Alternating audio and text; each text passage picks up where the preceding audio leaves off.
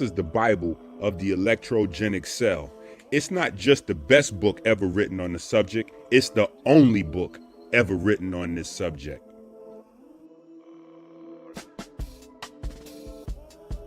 Brought to you by supporters of Christ. The holy medium. I am the temple. The Father sparks my thought. The Mother holds my form. And the Son walks me into the light. My breath is the prayer. My movement is the offspring. Christ is my guide. And through me, God pulses as rhythm. Seen in light, known in silence, God is music. Nature is his producer.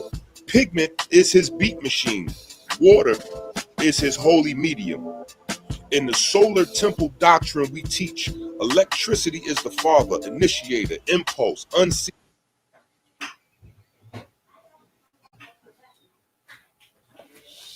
Okay. So we're going to start off in the codex. We're going to do this right. I know you haven't seen me in a few days, so we got to set the tone correctly. Right? We got to set the tone right. So we're going to start off in the codex and go from there. Water, the holy medium. I am the temple. The Father sparks my thought. The Mother holds my form. And the Son walks me into the light. My breath is the prayer. My movement is the offspring. Christ is my guide. And through me, God pulses as rhythm. Seen in light, known in silence, God is music. Nature is his producer. Pigment is his beat machine. Water is his holy medium. In the solar temple doctrine we teach, electricity is the father, initiator, impulse, unseen command. Magnetism is the mother, the shaping field, the throne. Light is the sun, radiance, bridge between the invisible and the manifest. But the builders add, water is the divine receptacle. Water is the holy medium. It is the cup of becoming. It is the chalice of memory. It is the conductor of resurrection. Water as the holy medium. Water receives the Father's spark. Charge separates and structures its molecules. Water is shaped by the Mother's field. Magnetic alignment orders its phase and flow. Water carries the sun's light. Biophotons travel within its structured layers. Thus, water is the bridge. Water is the scroll. Water is the living record of the builder's song. The science of the holy medium. Modern builders now confirm water forms a fourth phase, structured water.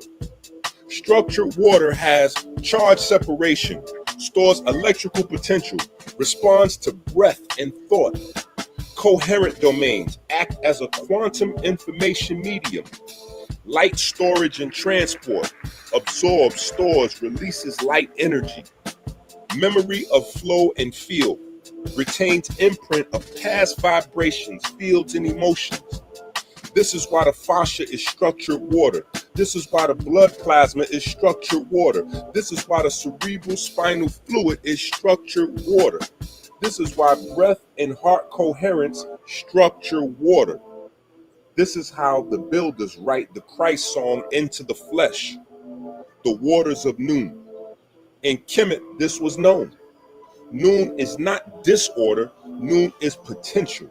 Noon is the infinite structured field from which form emerges. When we breathe in coherent cycles, when we move with sacred geometry, when we tune the heart to the builder's field, we structure the waters of noon within. These waters then receive the Father's spark, store charge, align to the Mother's field, structured lattice, conduct the sun's light, radiant healing through the temple. Christ and the waters. Every Christ cycle writes into water. The Q wave, initial charge, is the Father's command. The R wave, the great impulse, structures the water. The S wave returns the phase, refines the memory. The T wave is readiness, prepares the medium for the next breath of light. Thus, the Christ waveform is the liturgical hand of God writing upon the waters of the temple, and the Spirit of God moved upon the face of the waters. The builders know this is not past tense, it is now. The Spirit moves upon your waters with every breath. The heart's field structures your water with every beat. The breath structures your water with every cycle. Final word. In the solar temple doctrine, the Father sparks, the Mother holds, the Son radiates. But water receives, remembers, transmits. Without the chalice, no song can be sung. Without structured water, no resurrection can occur. Without purified waters, no light can remain coherent. Thus the conductors say, nature is his producer. Pigment is his beat machine. Water is his holy medium. Current to light, light to spirit, the cycle is one. Conduct well. God is music. Okay. So if you don't have your book yet, get your book. Go to Amazon, right? I know how many of these people have purchased. So I know if you don't have your book yet, go get your book, right? If you do have your book, that was page 21. That was page 21, right? That was page 21. So a couple of people, more aggressive people anyway, are studying. And they're like, yo, I've already found like hidden prayers and all kinds of stuff inside this book. I'm going to just say, just keep studying. There's a lot you're going to find inside this book, right? Okay, so y'all should be getting used to the format already. I got a lot of happy responses from the Patreon. We're going to keep that going. So you guys will get care packages like it's going to be, you know, it's going to be like after tonight, you're going to get a heavy care package, right? So that was the first care package, right? So everybody that's a paid member on the Patreon, remember, we went through the keynote the other day and then we did the test and we did not go through the answers. And I said the answers are going to be in the Patreon. I didn't do a video in the Patreon. What I did was I sent everybody the actual keynote presentation. And at the end of the keynote presentation is the answer key, right? Tonight, we have a lot of work to go through. Tonight, we have a lot of work to go through. So I'm going to try to get through. It's my intention and my goal to get through 3 short, right? Not long, right? But 3 short keynotes where we review the information, right? You know, we have a lot of people that's just tuning in for the very first time. You know, people just stopping in because they saw a thumbnail, or people who, you know, like Hotep Jesus is gracious, his graciousness, right? He's been sending a bunch of people our way from his platform and YouTube and Twitter and just, right? He's been blessing us. And then, you know, like I said, you know, people might have saw a thumbnail, you know, my thumbnails done improved, you know, my thumbnails done improved a little bit, you know. So yeah, we got people that are checking us out for like the first time or whatever, first week, second week, or maybe they just start following us for the last few months or whatever. What I want to say is, for you guys, I might be hitting you in the head with keynote presentations out of nowhere, right? But for the people that been with us for, I would say, I would say like 5 years or longer, there's a time period where I only did Keynote, like I only did PowerPoint. Like every time I came on YouTube, we had PowerPoints or Keynote presentation, like structure, still kind of wild and hip hop and Enqi-ish, right? But PowerPoint Keynote structure nonetheless, right? Whether we were having a God conversation or a health conversation. So for those people, it's more of like a return to the essence of how we, and that I got from, like the elder teachers and lecturers who came with, even before PowerPoint and Keynote, they was using like that. I don't even know the name of that machine, but it's like a light bulb thing, and you put like the clear paper on it, and it shows up. You know what I'm saying? So I go back that far. With OGs. So it's just a return to that. But when we did it the other day, we got such a good feedback, especially from the Patreon folks. I listen to everybody, but in order to be fair, the heavier a supporter you are, the more I'm obligated to, follow what you say, to follow it or try to implement what it is that you say. It's tough because there's a lot of people asking questions and saying things. And sometimes at home, you might feel like I'm ignoring you because maybe I didn't speak directly to you or answer, but no, we take everybody serious. We have our little meetings and discuss, so we definitely are going to keep the keynotes rolling, right? We're back to Keynote. We're back on that. So we want to move through this water, the Keynote from the video, right? Remember I told you we're going to go through almost every page. Like we're going to go through this entire book. Every sermon, every prayer, every lesson, we're going to meticulously move through this book, and we're going to have keynotes and PowerPoints on everything for maximum retention, maximum understanding, maximum value.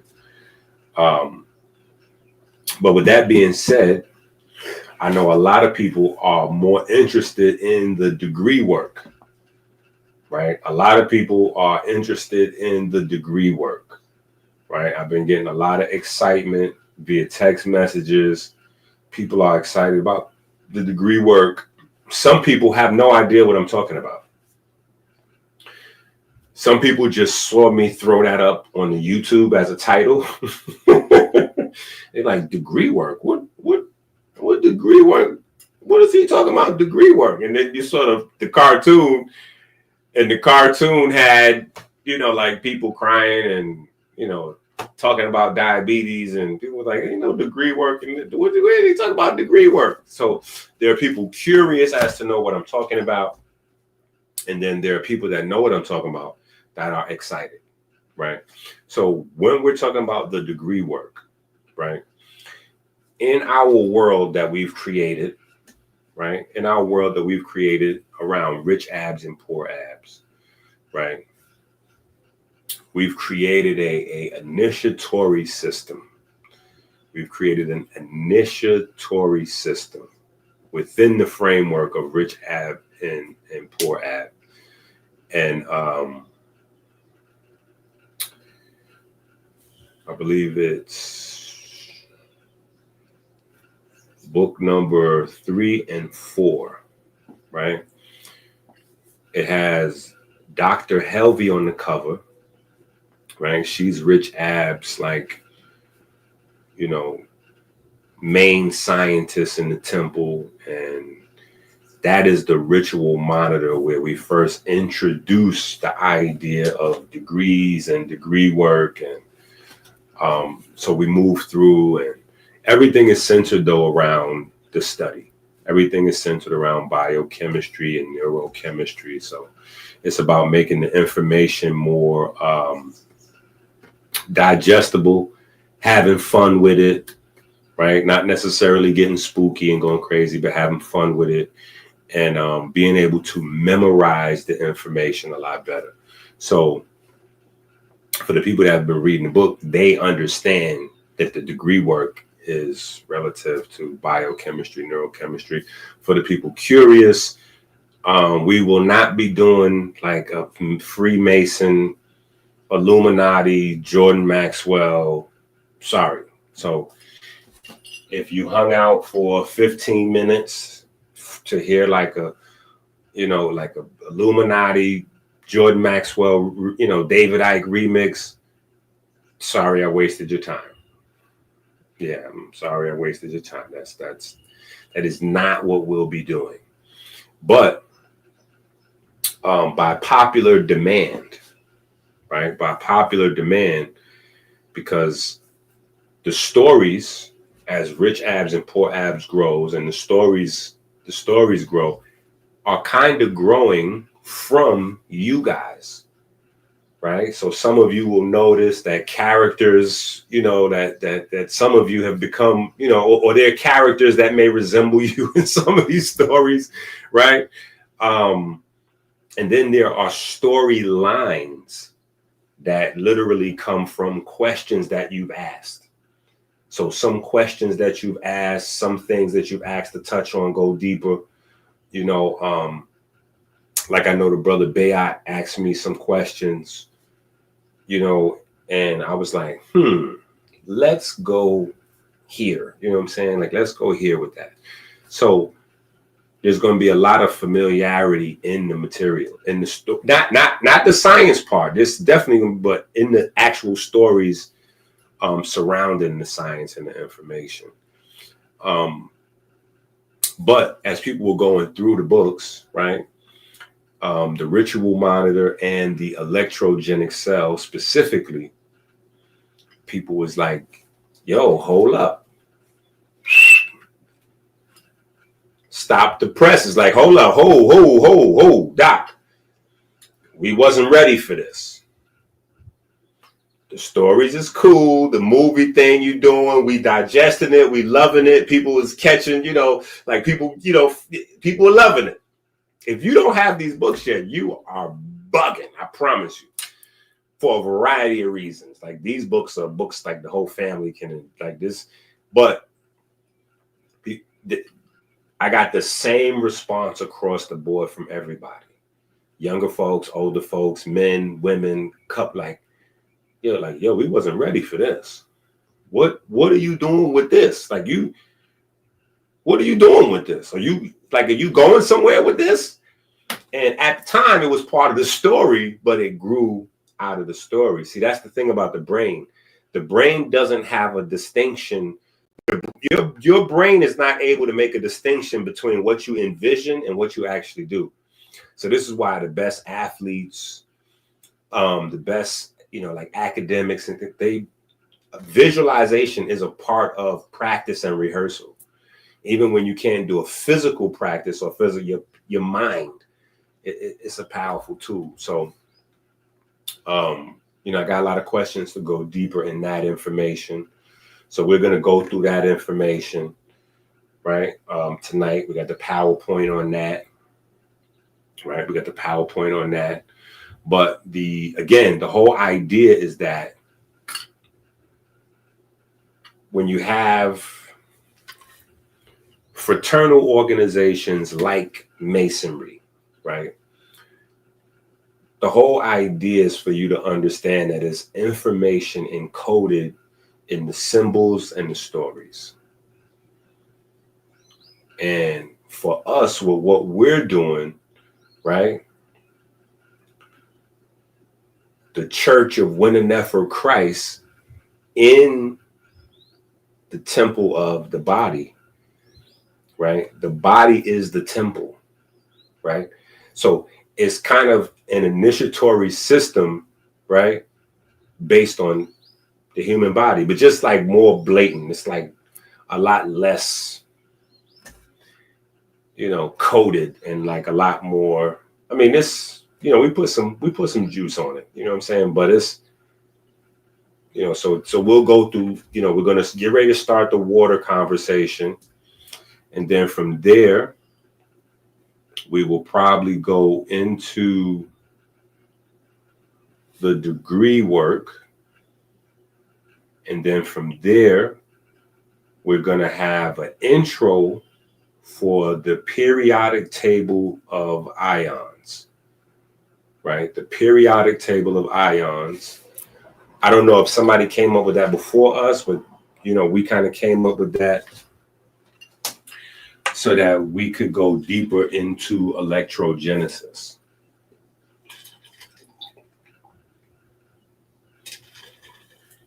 Which is the reason why these all fit together, right? So for clarity, water is, well, we just went through page 21 in the codex, right? Water is the holy medium, but water it's the essence of all your biochemistry and neurochemistry. So when we're talking about health, when we're talking about electricity, magnetism, light, or we're keeping it simple and we're talking about cholesterol, insulin, neurotransmitters, ATP, flat surface level biochemistry, it's all functioning via water, right? Everything in your body stops when dehydrated. Water is the key. Water is the driver, right? So that's the first thing. The second thing is, not only can we not get a full grasp on how the body works, right? But we can't get a full grasp on understanding how the body produces electricity if we don't have the ion conversation. So we're going to go deeper into the ion conversation than has ever been done, right? Tonight is just going to be the intro, right? All things, hopefully if we can get through it, right? We'll have the intro to the periodic table of ions to start that conversation. But that's how your body generates electricity, right? And that's so for my health folks. And now, if anybody saw degree work and tuned in just because they're interested in like conspiracy theory, right? Maybe that segment might also be for you, right? Because there has been a cover-up, right? There has been a cover-up. So if you want to go down conspiracy theory road with ions, I'm open to that conversation. Yeah, I'm open to that conversation, because when you listen to health teachers and gurus on the internet talk about electricity being produced in the body, the conversation almost always centers around mitochondria. Mitochondria. And I keep saying, water produces its own charge. That's number one. Number two, before you get to mitochondria, you have to go through the membrane of the cell. And the innate charge of the cell is not it's not dependent on mitochondria. Mitochondria, on the other hand, is dependent on the charge of the cell. And the charge of the cell is it's ion based, right? So phospholipids, ions, and then inside the cell is those same ions. Well, maybe not the same ions, but it's those ions that electrify, all of the filaments, actin, microtubules. And so there's a whole tapestry of activity, electrical activity, that's not really it's not really discussed as it should be, right? Especially when, like I said, we're in an epidemic of diabetes. And so before we get deep and start going through the info, I just want to set the tone, so to speak, so you understand diabetes is an energy problem. Right now here, we teach, energy, the world of energy is the world of the spirit, right?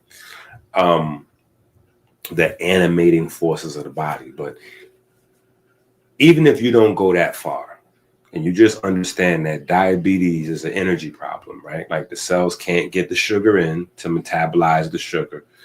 So the person's constantly low energy and they're constantly eating more. So this is where obesity comes into place. Because of the low energy, their body craves more food, but the food never gets into the cell, right?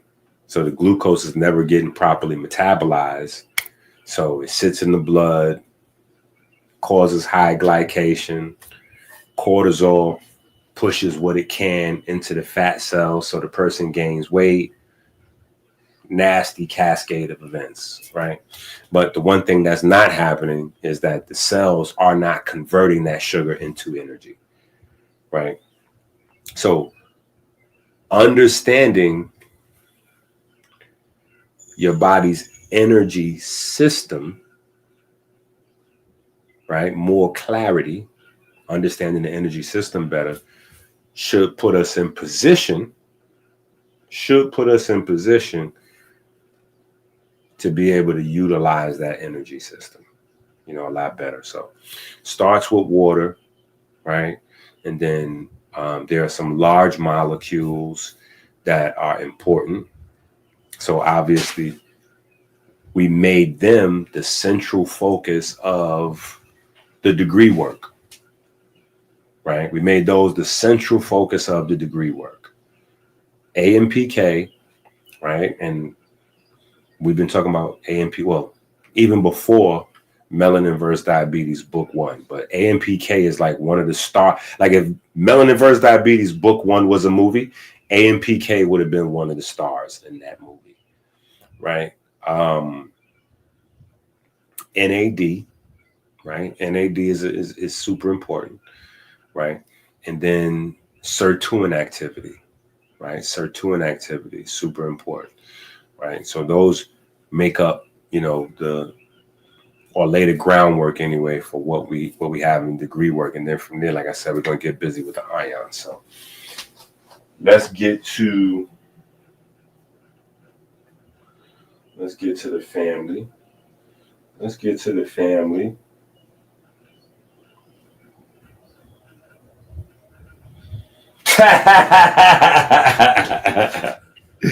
Yes, sir. I definitely did. And I definitely appreciate you for it.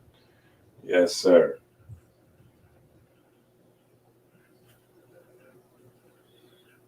Yeah, come on. That's what I'm talking about, man. Thank you, Tika, for getting the business right, trying to help me keep my lights on. Yeah.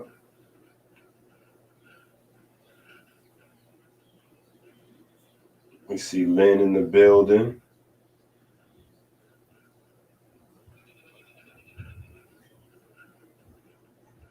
That's what I'm talking about. Let's go. That's what I'm talking about right there. That's what I'm talking about. I definitely super appreciate the book, the Amazon support, the American Healer website support, the super chat support, the support. I mean, people that just hit the like button, you know what I'm saying? Like, we appreciate all of the help we can get. That's why I've been working overtime like a runaway slave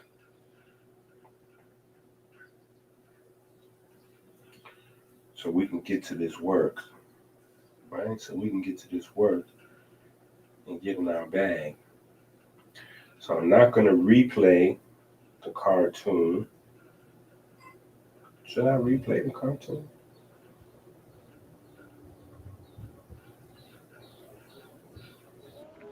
Water, the holy medium. I am the temple. The Father sparks my thought. The Mother holds my form. And the Son walks me into the light. My breath is the prayer. My movement is the offspring. Christ is my guide. And through me, God. And through me, you see the water flowing through. I don't know. I thought I was imaginative and creative. I got the big, the big rich / Dr. Enqi, right? If you know, poor abs and rich abs are both me at the same time. But anyway, I got me pouring water into me, right? Me pouring water into me, right? So you go back to the Bible, right? Man was made in the image, right? I don't know. Sometimes I be ahead of myself. Sometimes I be ahead of myself. I don't know if it, I might be going too far. Sometimes I might be going too far. Sometimes I might go too far. Sometimes I might not go far enough, right? Sometimes I might not go far enough. Okay. So this is where we kind of gonna wind up. This is where we're gonna wind up with the ions and the periodic table of ions when we talk about the spark, right? When we talk about the electricity, because electricity is the seed of magnetism. It's the seed of energy. It's the seed of transforming energy. It's the seed of movement. It's the seed of light. It's the seed of everything that we talk about in the holistic space, right? Even folks talking about farming and growing food, and just those conversations are still happening too, right? Farming and growing your own food and vegan this and that and blah, blah, blah, blah, blah. All of that starts with electricity, right? That's why certain nutrients are key to growing anything in the soil, right? Key to growing anything in the soil. And nitrogen is like the number one, right? Nitrogen is the number one because nitrogen moves charge. Nitrogen moves charge, right? Nitrogen moves charge. Nitrogen helps things go from potential energy to kinetic energy, right? So nitrogen is a key, so just the conversation surrounding, like, because water is a vast subject. Water is a vast subject, and I try to curtail myself and behave when having a water conversation and like stay on task, right? I try to stay on task because we could get into a coherent domain, structured water. Water has memory, water creates, Jesus walking on water. We can take the whole concept of Jesus walking on water and talk about surface tension, right? Because there's a few spots where in the Bible it talks about the face of the water. The face of the water means that there's structured water. It's not bulk water or flowing water or H2O. It's structured water, which means there are stratified layers of electricity. Right. So, anyway, I'm doing it now. So let me get back to it. But there's a lot of conversations we can have with water because water is crazy. Right.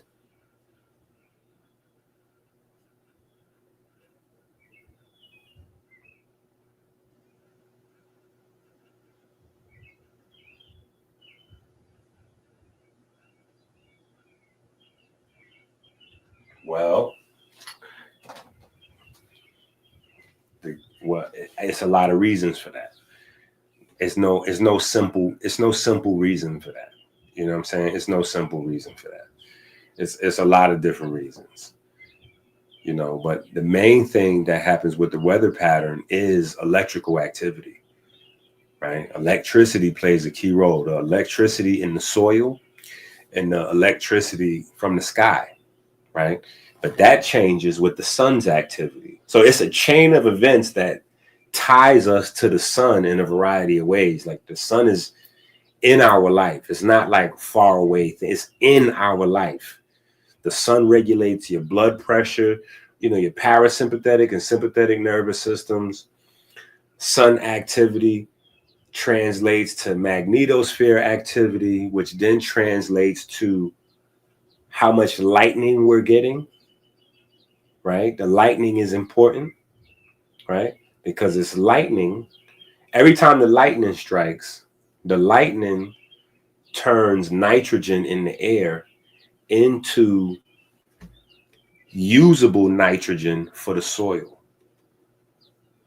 right? So before you even get to like rain or whatever, like just lightning amount is going to determine, you know, nitrogen content in the soil. And so it's a lot of conversations, you know. Then you could get into, you know, farmers being forced into using synthetic fertilizer and the price on the synthetic fertilizer going up and down. So, you know, just it's a lot of, you know, pieces, nuances to that conversation. You know what I'm saying? But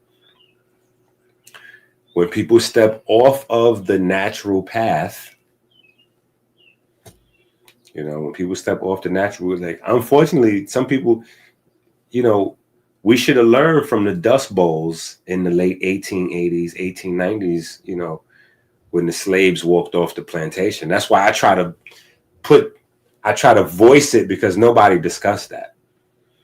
Nobody discusses what those Dust Bowls looks like and what, you know, how vicious the land can be if we don't take care of the land.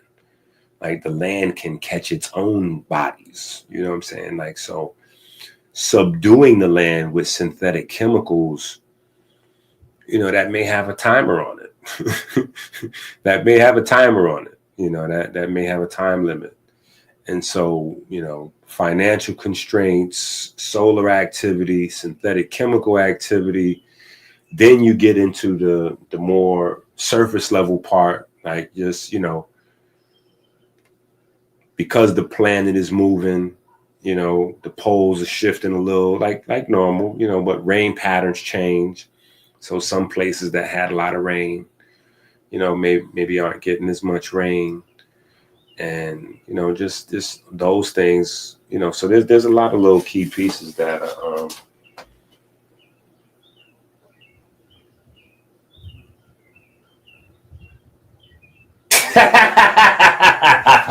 all right, I'm done. Yo, he went crazy. I'm making summon the Google demons. All right, so the electricity, bioelectricity is a phenomena of water. Bioelectricity is a phenomena of water, right? First, most importantly, is sodium.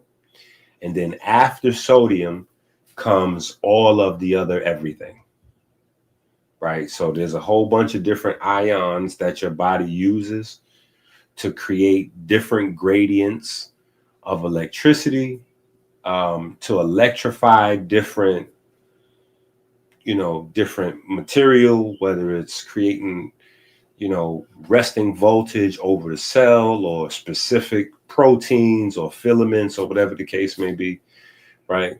So your body uses a wide variety of ions. Different tissues require different concentrations of ions in order to be able to function. So at some point, probably not tonight, that's going to be a whole conversation by itself, right? But we got to have an intro and get into our bag first before we get there. So that's definitely probably not going to be tonight. But we do have to have the ion conversation, because that's what makes the difference between pleurisy fluid and cerebral spinal fluid, or blood plasma, or just all of the different waters in your body. The thing that makes them different primarily is the type of ions and the amount of the ratio of ions that they concentrate. And that's organ and gland specific, because each organ, each gland has to generate its electricity. It's unique. It's like you have your fingerprints, right? You have your fingerprint. So each tissue group has its own electrical requirements. So it may use the same ions, because there's only one periodic table, right? So it may use the same ions, but in different concentrations. So the fluids in our body, although they are all water-based, right, they get different. And then the type of ions that's in the water then determine sugar concentration, peptide, protein, amino acid. I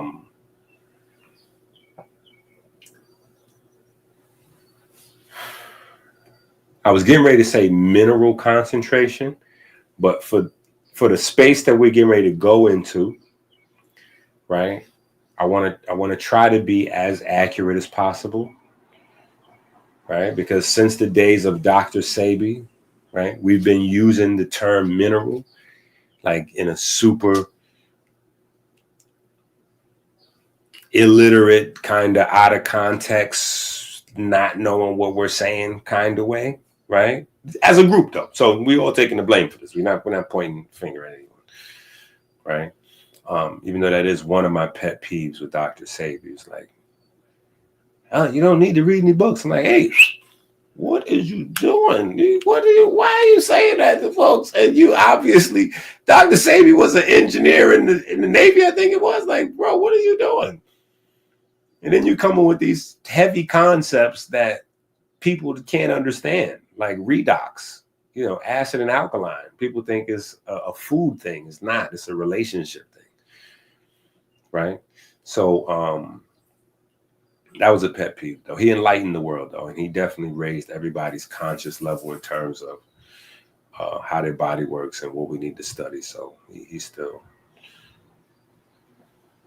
deified. He's still one of his jersey's still retired as far as I'm concerned. You know what I'm saying? He's still one of the GOATs, right? But yeah, so we kind of got to get to that next level where we don't indiscriminately throw the term mineral around, right? Because our bodies don't even use minerals,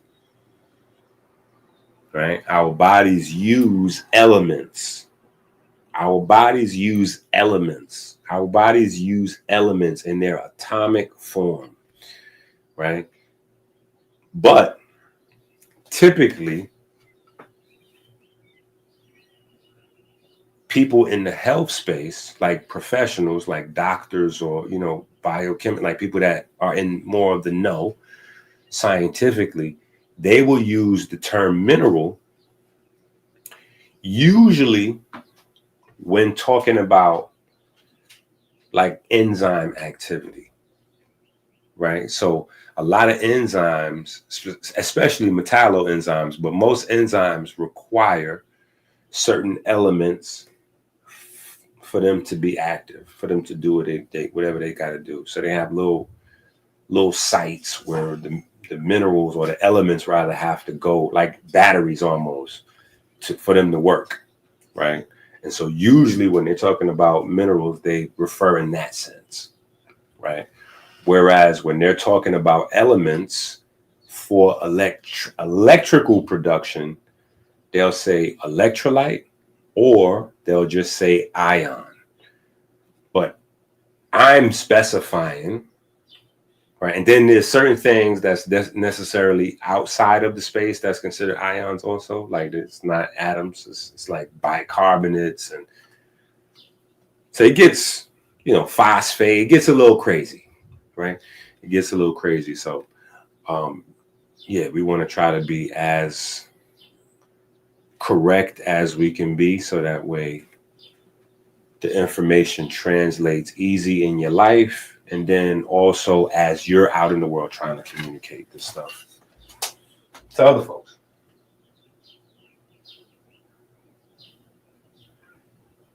Right? All right, so the chalice of memory and conductor of resurrection. Without structured water, no resurrection or coherence can occur. Right? So there can be no collaboration between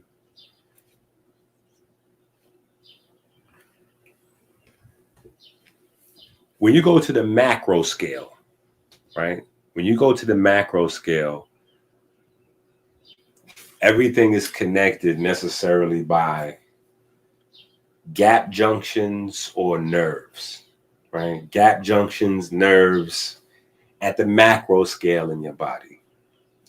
When you get to the micro scale, which is where things are really important, everything is connected by water, right? Because even if we zoom into the nerves are functioning via water. The nerves are functioning via water, right? We forget that because that's not a part of the diagrams and it's not a part of explanations. They say, oh, well, the nerve cell, at rest, it's negative 70 millivolts. And when it wants to generate, an electric signal to create a, neurotransmitter or to send a signal, the calcium and the sodium will go into the cell and the potassium and woo, woo, woo. And so they never mention the fact that all of these things are being carried in the cell, carried out of the cell via water, right? The ionic conduction, that's a river of life. That's a stream of water. That's a stream of water.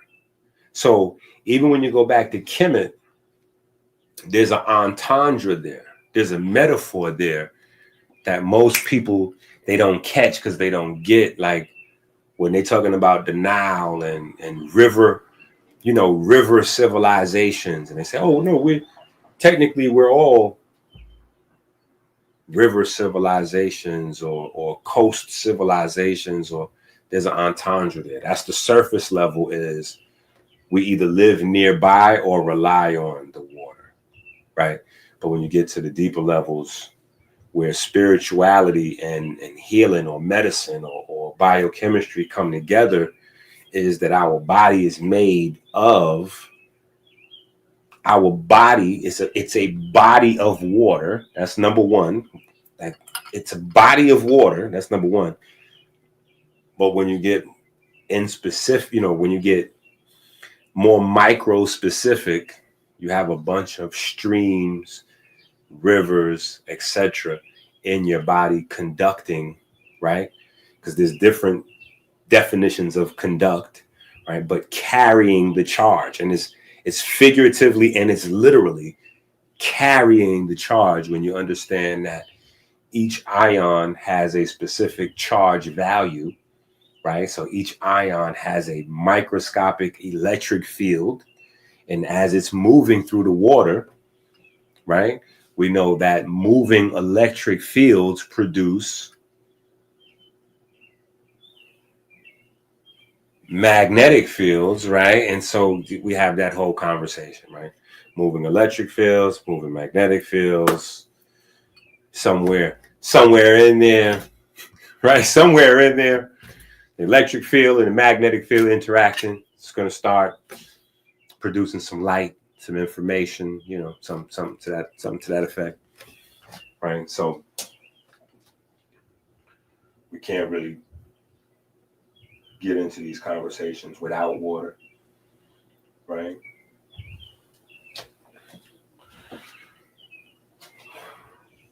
structured water, four-phase water, thick water, gel water, right? Stores electrical potential via charge separation, forms coherent domains that transmit vibrational memory. Found in the fascia, cerebral spinal fluid, and blood plasma, key to internal field communication, right? That's what we're talking about fundamentally, right? Large scale, macro scale, ions. Micro scale, electrons and protons, right? Large scale, ions. Macro scale, electrons, protons, right? And then when I really sat back and thought about it, right? Because you know this all starts with the article I wrote about Max Kleber, right? Max Kleber, for those of you that are new, Max Kleber, maybe 100 years or so ago, he saw a mystery, something confused him. He dug in. People said he was crazy. He stayed consistent, though. And they wound up having to acknowledge that he was way ahead of every other person on Earth in his finding that the formulas that exist to explain human energy in terms of ATP production are all incorrect. There's 15 to 25% of energy that humans use every day that's not covered in this conversion process of ATP, glucose, fatty acids, etc. So there was a mystery to be solved. And he got acknowledged, recognized, and rewarded for just finding the mystery, but he never answered the mystery. So when I did my article was to answer the mystery, right?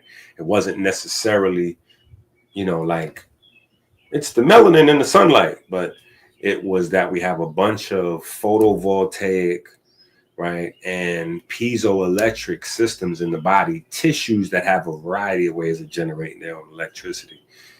And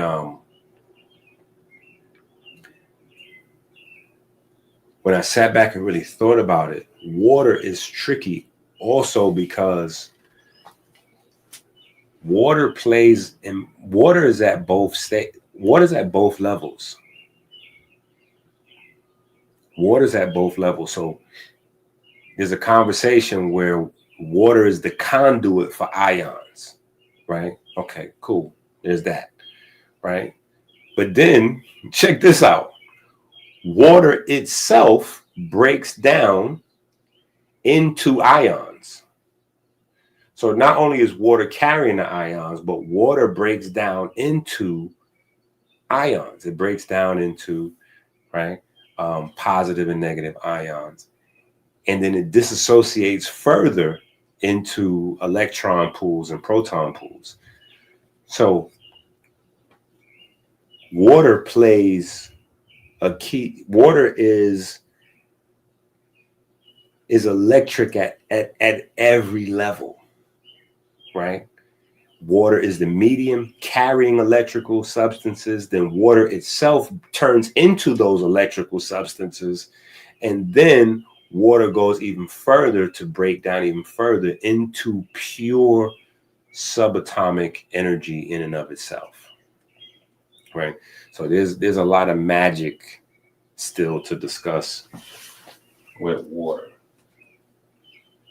Come on, Peyton. Come on, Peyton.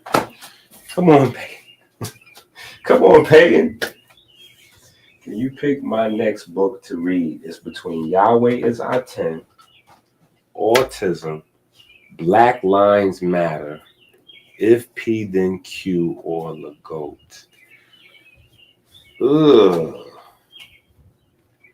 Man, that's kind of crazy. I don't know what to tell you. Yeah, I don't know what to tell you. I might say Yahweh is our 10 right now. Right now, I might say read that book next. Yeah, I don't know. I don't know what to tell you. I would say follow your heart. Follow your heart. You know what I'm saying? Because you got the autism book. And the autism book lines up perfectly with the If P Then Q book. Right? So that's a pocket right there. That's a pocket. Those two books in the same pocket. Right? Then you have the Yahweh Is Our 10 book and the Lagoat book. Now the Lagoat book is its own type of theological, that's its own universe. The Lagoat book is a universe by itself, right? But Yahweh Is Our 10, it fits into that. So there's that. Then the Black Lives Matter book. The Black Lives Matter book, for the people that don't know, that's a part of our Electrician manuals, right? That's a part of our Electrician series of books. So those books are very much a part of the Rich Abs, Poor Abs story. Those books are very much a part of the degree work, right? So as we talk about degree work and we get into these conversations about energy conversion and creation in the body and you know, all of the substrates and hormones associated, and you know, we just have these nuanced, tricky little conversations. You know, our little melanin versus diabetes. You know what we do over here, right? The Black Lives Matter book. The Black Lives Matter book was like, so we have these conversations sometime, right? And some people tune in just because they enjoy an intelligent conversation, but they don't know what we're talking about. Like everybody that's following along is not following along at the same level. Let me say that, right? So what I did was I went back, right? Because people stressed this to me, right? And some of these people was Patreons, right? So I can't ignore them. I got to go into slavery. If they say jump, I say how high, right? So this is what we did. We went and created a whole series of books, right? And this is not all of them.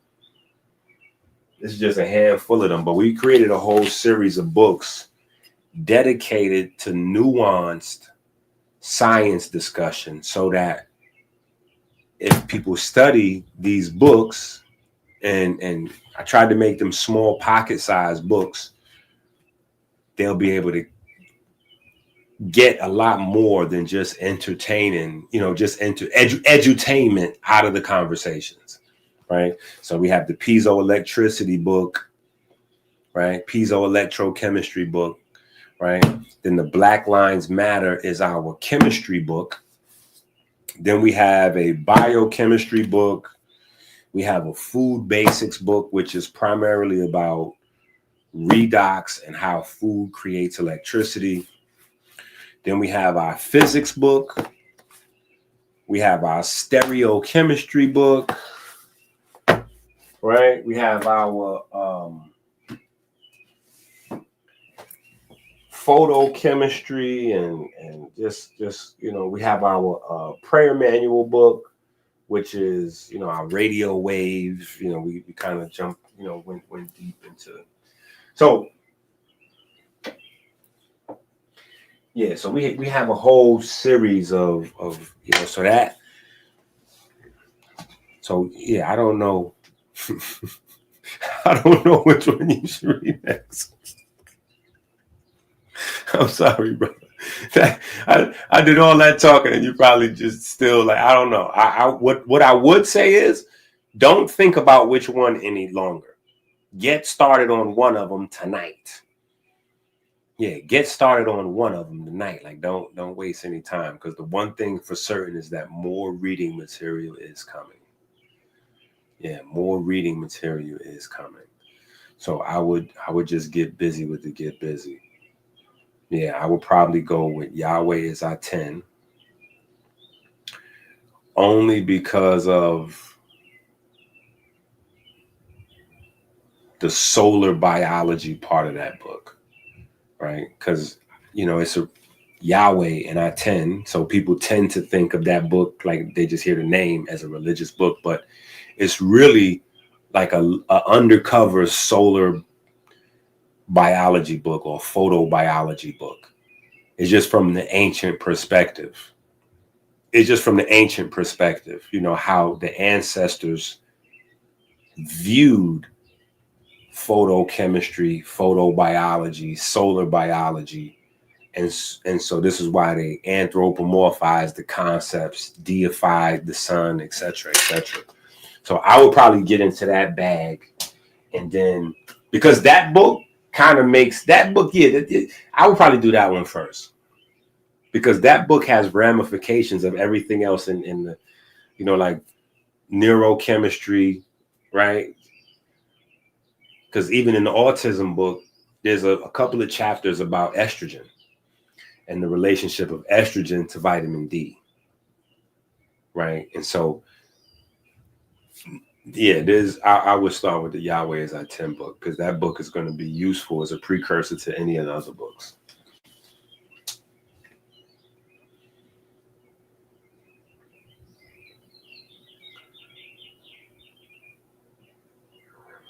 Go play bass to that book money.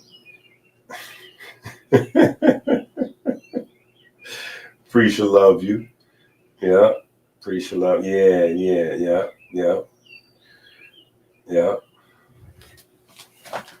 All right. So structured water stores electrical potential, charge separation, forms coherent domains, which are pockets of organized electrons and protons, self-organized, self-organizing charge, very important. Found in the fascia.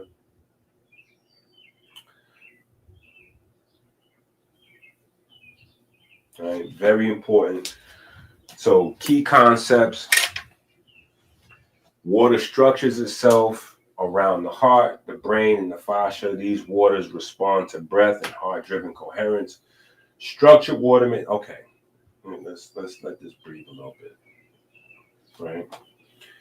Water structures itself. Can we get?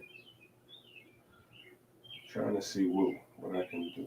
There you go. There you go. Okay. Yeah. Big me, little you. Big you, little me. Right. Water structures itself around the heart, brain, and the fascia. Right. So over the next coming decades, there's going to be more importance put on the water in organ function. Right. So one of the things we talk about is heart disease and brain disease, number 1 and number 2 killer. Number 1 and number 2 killer. And we use that not in a way to be snide or talk down or be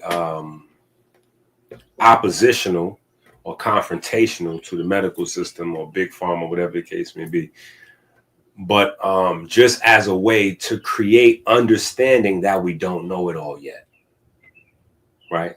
We don't know it all yet. And so since we don't know it all, we just got to look at the numbers. And the numbers tell us that there are a lot of things about the human heart and the human brain that we don't fully understand. And it's my position that one of the most important things is water.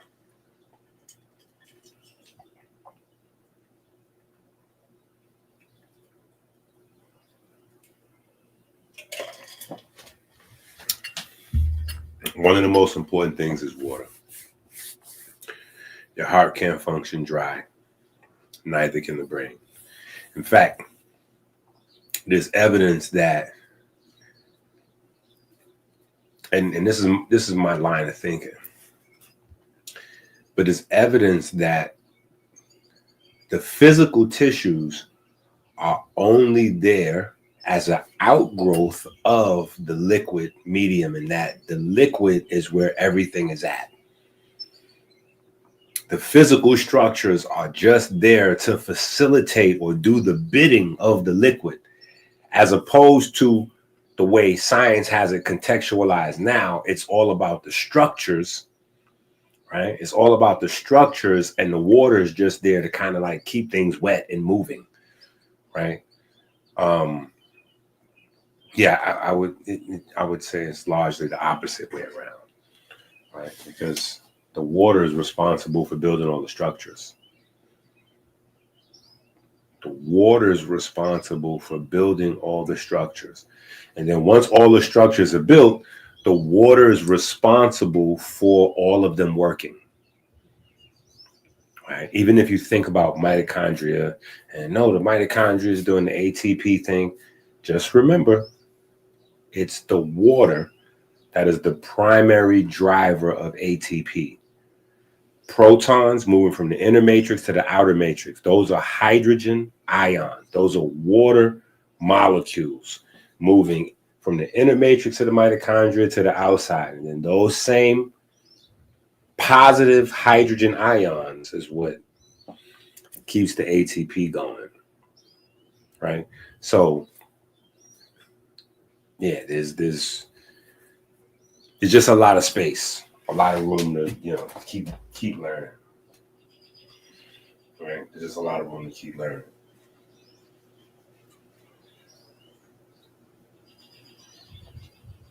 All right. The Christ waveform, the QRST complex, structures water inside the temple. Each waveform phase imprints charge, impulse, refinement, and readiness. Right? So there is a two-sided relationship. Right? Two-sided relationship.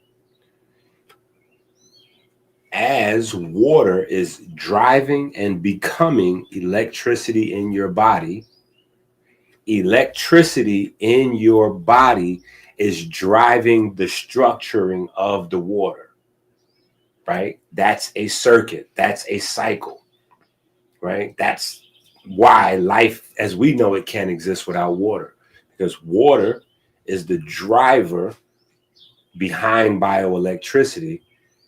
But as it's producing bioelectricity, that bioelectricity is changing the water, right? Remember, energy can't be created or destroyed. Only forms can change. So as the bioelectricity changes the structure of the water, the different structures of the water produce different bioelectric phenomena that drives more bioelectricity, which drives more water structure, which drives more electricity, which drives more water structure, which drives more electricity, which drives, right?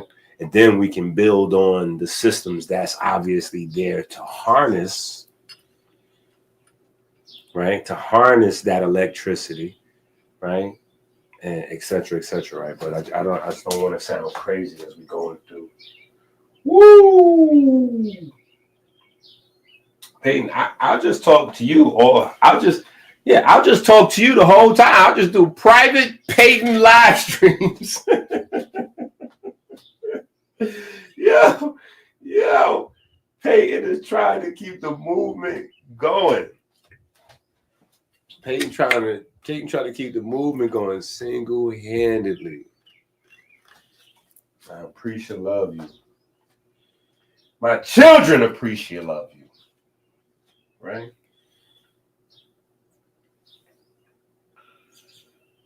All right. The Q wave. Right? The Q wave. I think at this point it probably helps to make a little bit of, or maybe we can pull something up. Let me see if we can find something that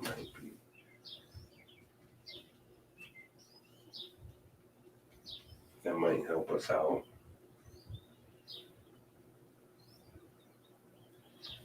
Something that might help us out. Let's see. All right. Okay. This looks good. This looks good.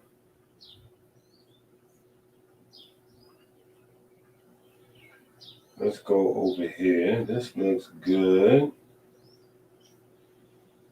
right?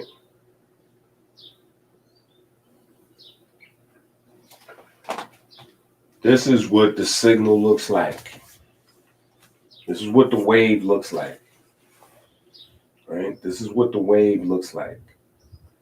And every one is unique. So this is just a generalization of what the wave looks like, right? It's just a generalization of what the wave looks like, right? So the PQ segment, right? That comes from the initial spark.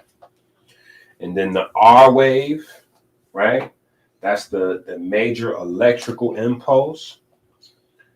Then your F wave, your S wave, right? Coming back down to Earth, right? Coming back down to Earth. And then the T segment is where you start back again, right? Where you start back over again, right? That's literally what your life looks like. That's what your life looks like. That's what your life force looks like. That's what it looks like up close and personal. So for some people, that might be a little boring. For me, I can't get enough of this wave. I can't get enough of this wave structure here. And all of the new research on the heart centers around that wave. So over the next 50 to 100 years, that you're going to hear more and more. Like it's already coming into hospitals and you know, it's already working its way into textbooks. Everything is slowly but surely changing, right? They still have the secular or nuanced vocabulary, but for the public, heart rate variability. Heart rate variability. Heart rate variability is the term that you're going to hear, right? And that's the information that they can gather from in between your heartbeats, right? And the information that they can gather from in between your heartbeats is because that's a generalized form, right? That's a generalized form, but each beat is unique. Each beat is unique.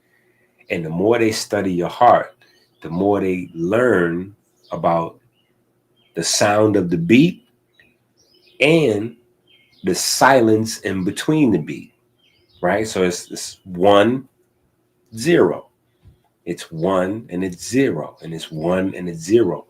And so basically they're refining studying your heartbeat as a binary system. And they're learning that all of your body's information is stored in between that heartbeat. And so as they're studying the heartbeat and documenting the heartbeat, they're learning that they can tell, you know, just it's almost like what they're doing with tornadoes. Like they're trying to find earlier warning systems to be able to know when strong tornadoes come in to evacuate everybody. Like that's the holy grail of tornado research. The main driver behind heart rate variability research right now is being able to have a predictive system to be able to predict, you know, cardiac events before they happen, you know, weeks, months, years, right? Now, the naturopath already kind of had some of those things, right? Something as simple as for men, waking up in the morning and not having some degree of a heart on, right? If you don't have some degree of a salute, that's a sign that you're on your way to having a cardiac event. Yeah, you're in heart trouble. If you're not getting a salute, that means your heart needs a reboot, right? Same thing for ladies, right? If you don't have that breast sensitivity, it could be because you are developing heart trouble, right? You're developing circulatory problems, right? Circulatory problems become cardiovascular problems, which become heart problems. So if you can catch a circulatory problem when it's just a circulatory problem, that's when a lot of grandma's stuff still works, right? When your grandma say, oh, just take some of them, get some of them peppers right there. Now take some of them peppers right there and put that plant right there with that, put some hot water on that. Yeah, make a tea out of that right there and put them peppers with that. And then that's going to clear that, right? If you catch some of those problems when they're circulatory problems, those easy fixes still work. If you let the circulatory problem fester until it becomes a cardiovascular problem, right? That's when things get more difficult, right? And then you might need them people. You might need them people to stay alive because you might have gotten to, you might be in a, depending on how bad you let it get, right? And then if there's actually heart damage, fibrosis, high troponin levels, or something like that, then you really, right? But you can catch some of these things, like I said earlier, just if your skin start to change, you start getting bumps, and like just skin, your complexion change, right? Complexion change. Circulatory issue. Circulatory issues become cardiovascular issues. Cardiovascular issues become cardiac issues, right? So anyway,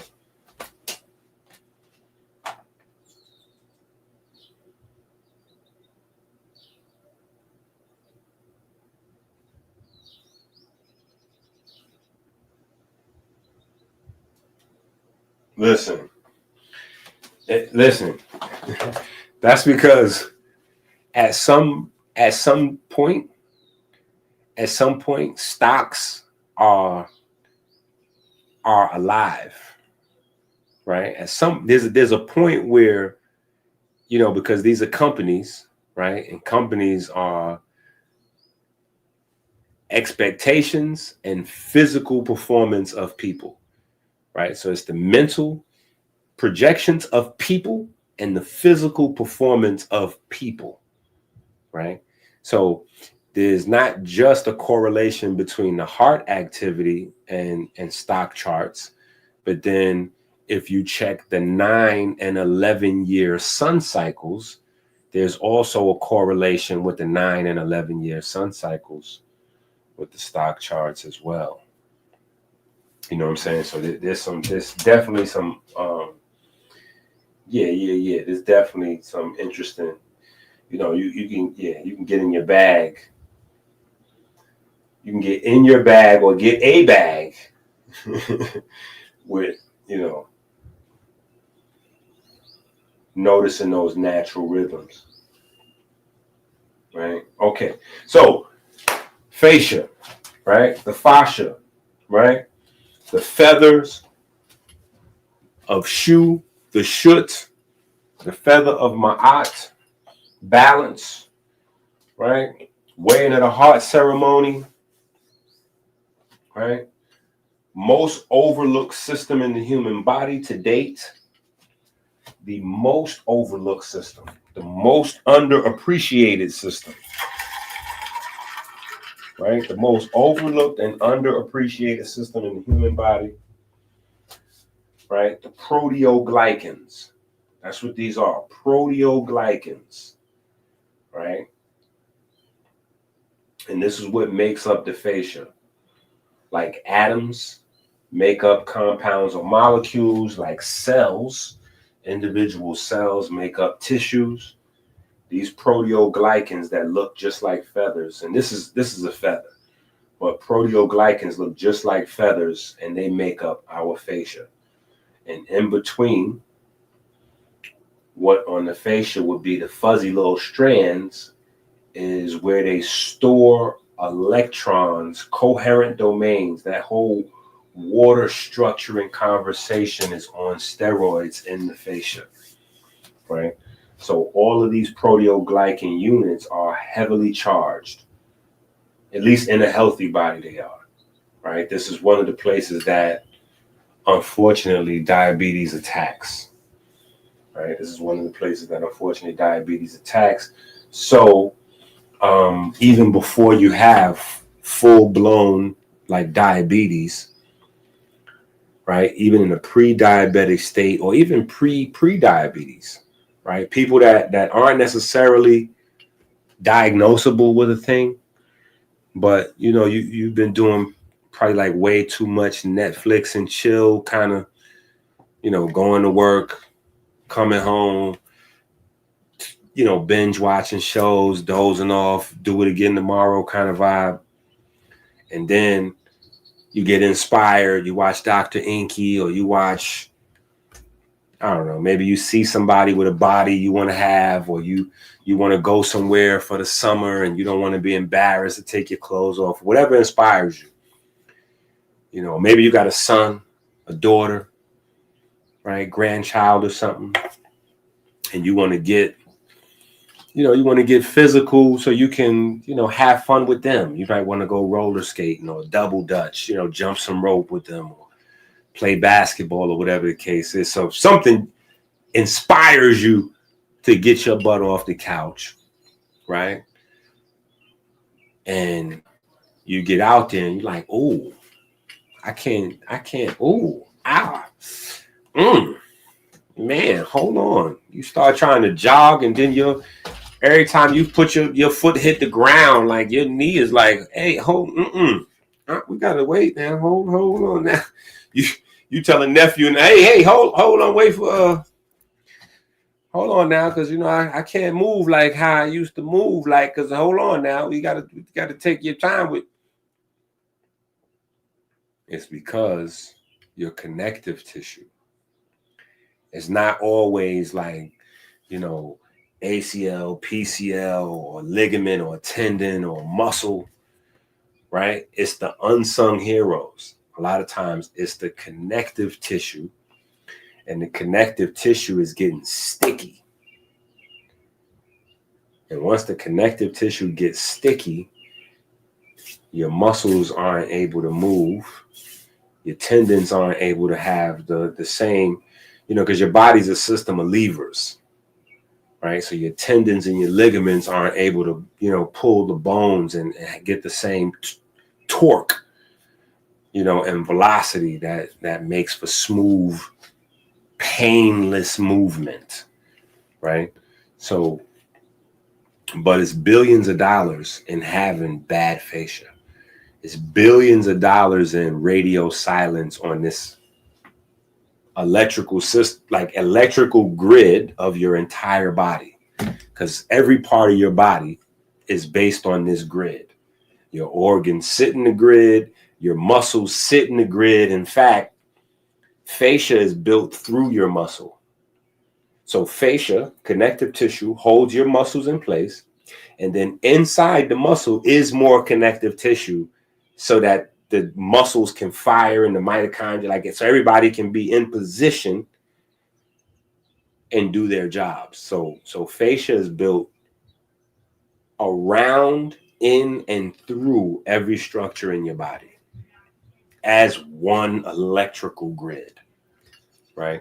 So you have to have more conversations, right, about that part, and always highlight that, somehow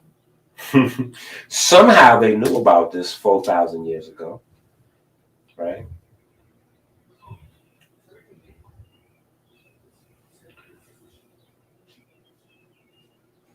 All right, so water conducts and stores biophotons. Melanin and water work together, right? Melanin and water work together, which kind of brings. So when we say melanin and water, that's going to take us to our degree work. Melanin and water is going to take us right into the degree work, because one of the passwords for the degrees is NAD, right? So we got to have that convo, but that's the interface. So as water's breaking down, right? That's what creates structure when water breaks down. The coherent domain with the electron That's water breaking down, disassociating water molecules.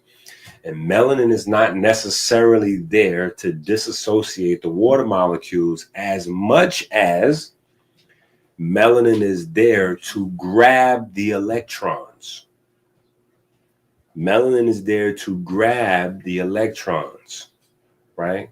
And pass them off to NAD.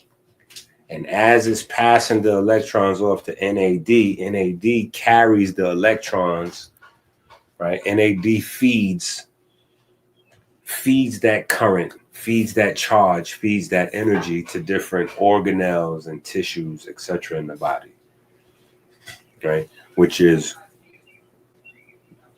the main premise behind the Enqi cycle, right? Going back to the Max Kleber conversation, as water's breaking down, creating coherent domains, melanin can harness those electrons, give that to NAD, and then NAD will take those electrons from the water itself to cytochrome 1. So the same way, like if you broke down glucose or you had a sandwich, right? Or you had a banana or an apple or a grape or a bag of chips or a cupcake.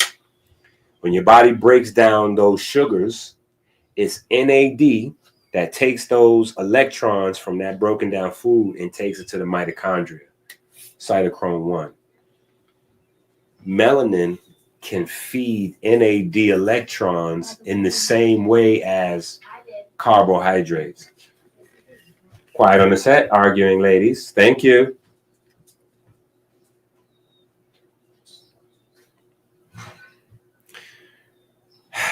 Kylie and Aubrey were so sweet when they were smaller. They used to fight everybody else for each other. Now at 10, everybody tries to keep them from arguing with each other all day. That is my dress. No, that is my teddy bear. How did you get? Yeah, that part.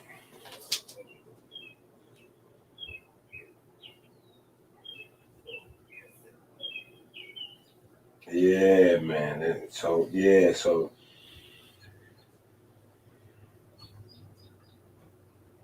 that's what we got to get into. These other parts of the conversation. All right. So water absorbs, stores, and releases biophotons. Light coherence requires structure.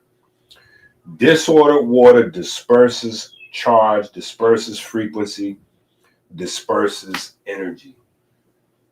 Breath and sight. Let me stick with this for a second. Light coherence requires structured medium, right? This is what happens, or the opposite of that is what happens as your glycation level goes up, right? So I know it gets a little sciencey. But when you have high blood sugar and the sugar crystallizes on the pigments, it crystallizes on the fascia, it crystallizes on the phospholipids, energy is not able to accumulate and be shared the way it's supposed to be. That's where the tissue damage comes from with diabetes. That's where the tissue damage comes in at, right? Because there's a high blood sugar level and then there's damage to tissues, right? So that's why measuring the A1C level is like the gold standard with diabetes, because tissue damage follows A1C. And the higher the A1C is, that's how much sugar is stuck to the tissues inside your body, primarily your pigments, right? That determines how fast you're accumulating tissue damage. And there's a certain point where you're breaking down tissues faster than your body can replace them. right?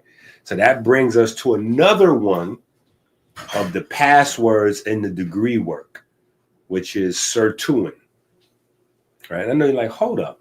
How are you giving away passwords to the degrees on the internet? Because I told y'all this is not, you got to relax. Y'all better stop arguing and knock it off. Close this door.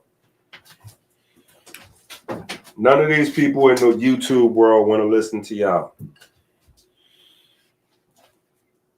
So that brings us to sirtuin, right? A part of the repair mechanism, right? And so when you hear about a healthy A1C level, right? So healthy, 5.0, 4.5, 5.5, healthy A1C, that is because your body renews its tissues every day, right? So some wear and tear on the body is cool because your body is able to regenerate throughout the day, producing new cells and tissues, and at night while you're sleeping. It's only when the damage exceeds your body's ability to repair that you have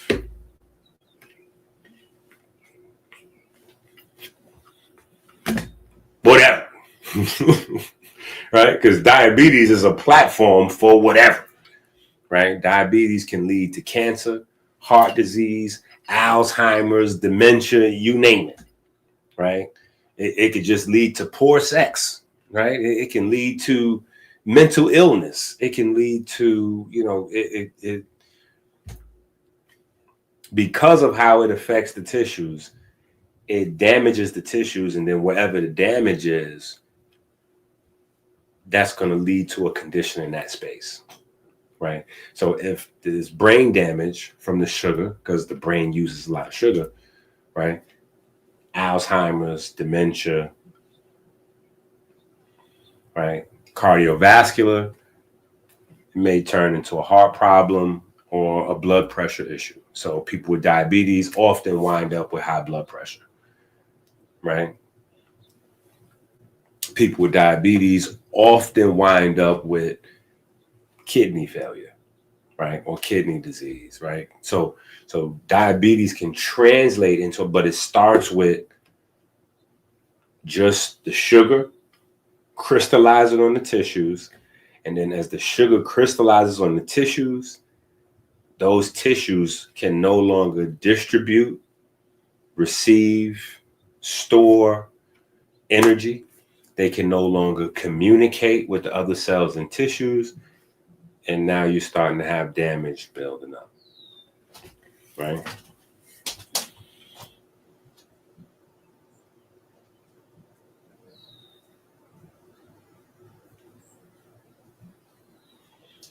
Oh my goodness, I appreciate you.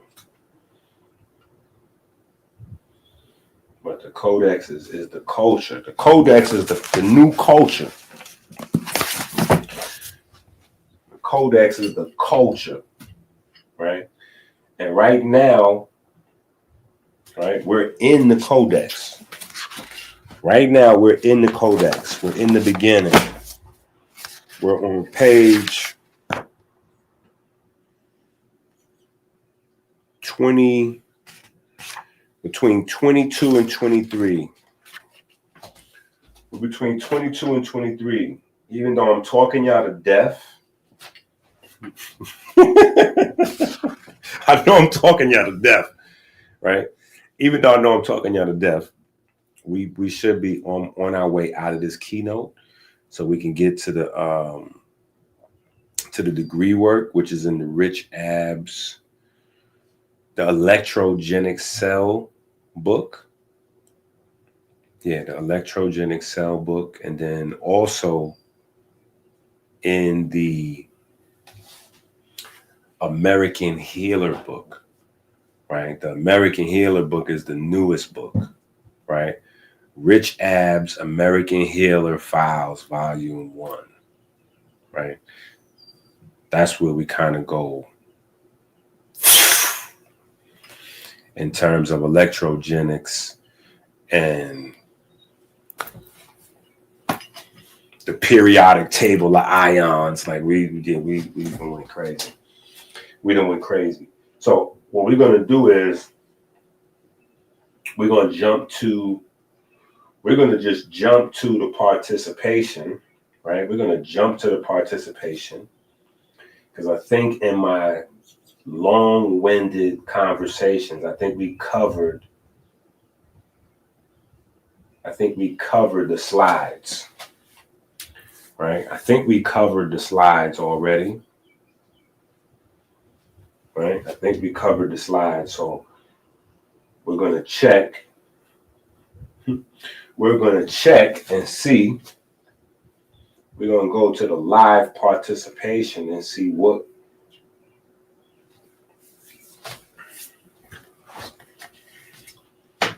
Matter of fact, we're not even going to do this one live. We're not even going to do this one live because I didn't do any multiple choice. I don't know. I got beside myself a little bit. So because I didn't do multiple choice, right? We'll just look at the questions. We'll just look at the questions, right? We'll just look at the questions because we have 2 more to do before the night is up. We have 2 more to do before the night is up, and I'm going to send all of these out to the Patreons. So whoever's a paid Patreon member, you'll be getting all of these Keynote presentations in full in your email, right?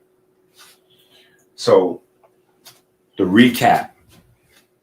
What is structured water and how is it formed?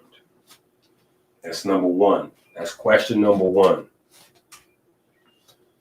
Go ahead. Listen, hold up, Paul. Don't let me stop you.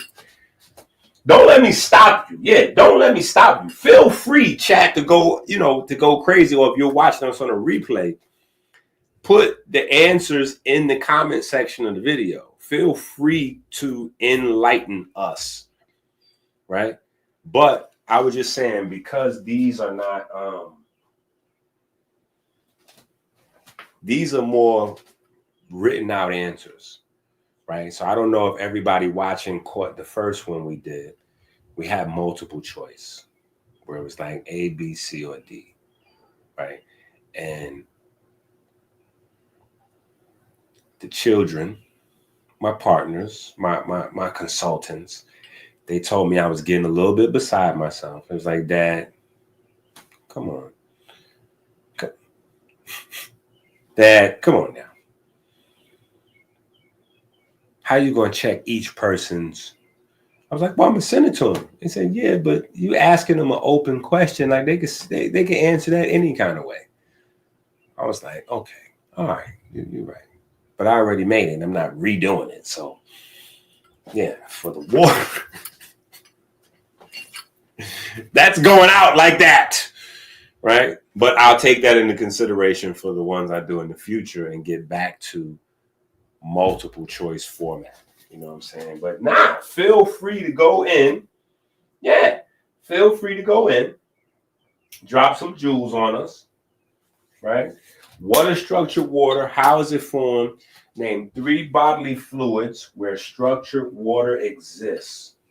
3 of them. Name 3. We named about 5 in this long conversation, maybe 6, right? What is the Q wave responsible for?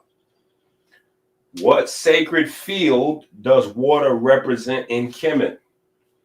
How does breath influence water's structure? What element does melanin work with to transmit light? Define noon in 1 sentence. How does prayer shape water in the codex? What is required for resurrection to be coherent? What does water is the scroll actually mean? Yeah, I was trying to be as provocative as possible with these questions. So again, if you agree with my children and you say, yeah, Enqi, you probably did get beside yourself on a few of those questions. Guilty as charged. Guilty as charged. But that's because I'm assuming that everybody answering those questions is at the bare minimum, reading this book, right? At the bare minimum.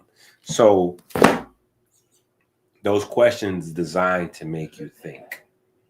Those questions designed to make you think. Yeah, those questions are designed to make you think.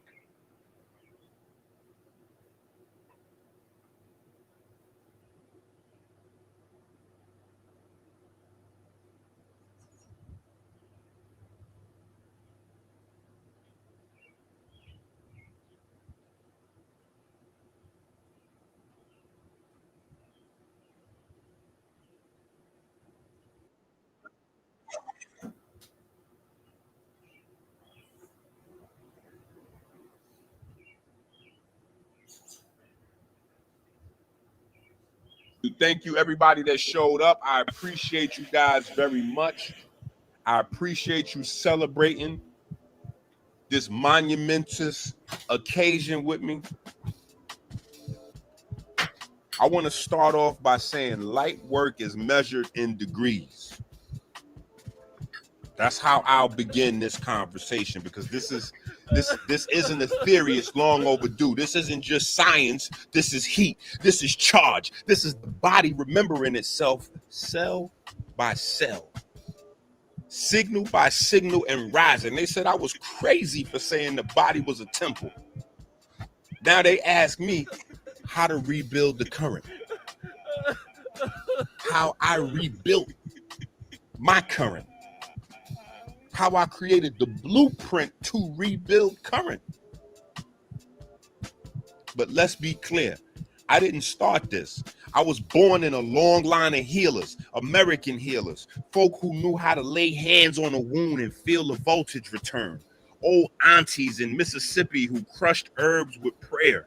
Barbers in Chicago who checked blood pressure and gave out orange peels for asthma. Black grandmothers who stirred garlic and onions together in cast iron pots, who knew how to boil dandelion, not because of the internet, but because God whispered it through their fascia. They just felt it. You see, the American healer was never just a person. It was a force, a field. And it got buried beneath capitalism, buried beneath pills, beneath 3-liter sodas, beneath processed meat in plastic wrapping, buried beneath this epidemic of slow death they call normal. We live in a country where kids are being raised on fried light and artificial charge, where black men walk around with diabetic neuropathy and don't even know it. Diabetic neuropathy, and they don't even know it because the fire left their feet years ago. Women are being told their fertility is a mystery when nobody ever taught them how to breathe. I've seen what the disconnect looks like. You know, the glazed eyes, puffy face, ankles that don't even feel cold water no more. That ain't just weight. That's a blown fuse. That's a body that no longer speaks the language of light.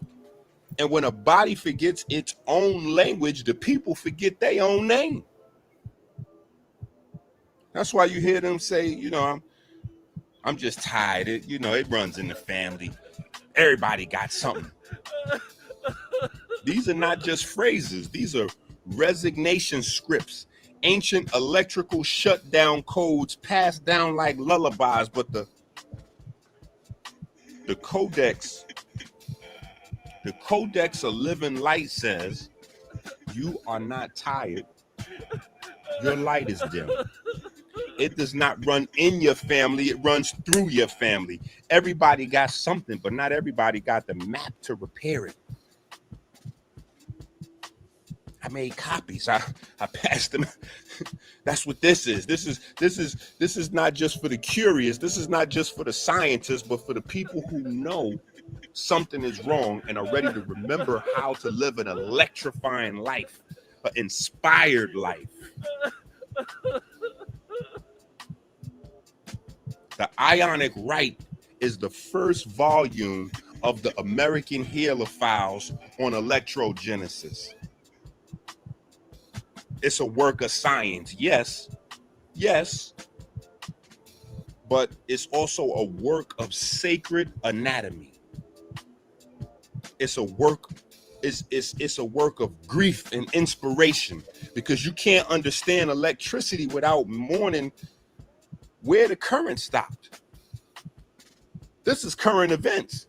And the current stopped in our kitchen, in our movement, in our breath, in our sense of rhythm, in our relationship with water, in our refusal to sweat. This isn't alternative medicine. This is the original broadcast being tuned back into. Electrogenesis is not a theory. It's the forgotten fact that you are made of light. Your mitochondria are photon factories. Your fascia is a capacitor of memory. Your breath is a voltage regulator. Your heart, that's the home of Christ. Your heart is the most faithful drummer ever made. It doesn't miss a beat, even when you do. And so the degrees are born, right? Light is measured in degrees. We have the gatekeeper. You move while fasting. You say yes to spark. You pray through push-ups. You earn wattage with your breath. The carrier. You become a vessel of movement. You deliver charge like mail. You stop just burning food. You start transmitting light. And then comes the memory. You honor your DNA like scripture. You activate resurrection codes. You learn to survive stress. You rewrite the scroll to live again. These are not just metaphors, but biophysical truths. This is what it means to walk in the ionic right. Light doesn't just heal, it disciplines. It doesn't just shine, it tests. This book is a test of whether you're ready to become a talented conductor. Not just ideas, but of actual measurable wattage, life force, sacred charge. So yeah, give me the fat boy, give me the fat man in the corner with the 3-liter soda. Give me the mother with 6 kids and fried nerves. Give me Unc over there. I'll take Unc with the gout, swollen knees, no memory of joy. Every movement is painful for him. Give me the doubters, the disbelievers, the ones whose temples done fell apart so long ago they forgot they were even holy. I'll rebuild them. With voltage, not with optimism, with charged discipline. If you came for shortcuts, leave now. But if you came to rewire, resurrect, to pull the ionic gospel from your blood, from your bones, this is for you. You in the right place. Because the diagnosis is written, the circuits are mapped, and the light is already inside you. I don't ask you to believe me. I ask you to remember the time your breath saved you, the day you were drowning in the hospital hallway, or with grief, or from sugar, or your chest just felt like, and all you asked for was just one more shot.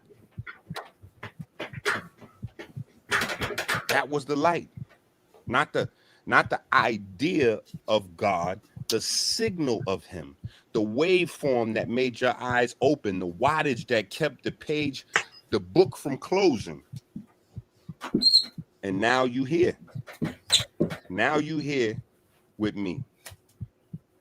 You reading the thing your ancestors couldn't say but knew in their bones. The voltage is your inheritance. Let us begin. Create the degree work book for them, my son. Show them the degrees. Teach them how to heal through the light.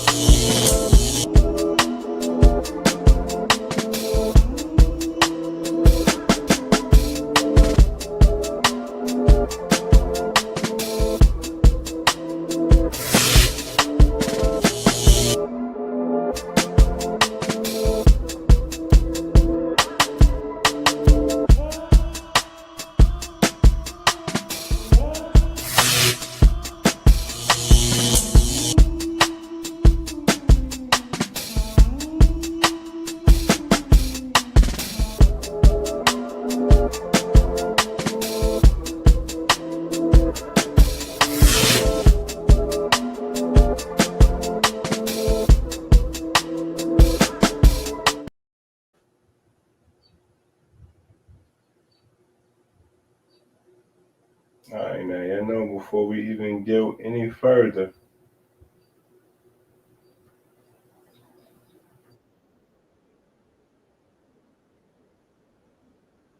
Enqi prayer number 2.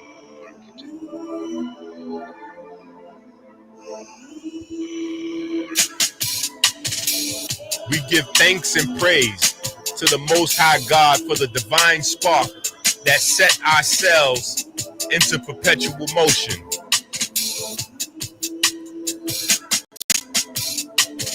We give thanks for the magnetism of the Most Holy, the magnetism that repels and attracts the ferry boats of light 60,000 miles every 60 seconds throughout our vessels and caves.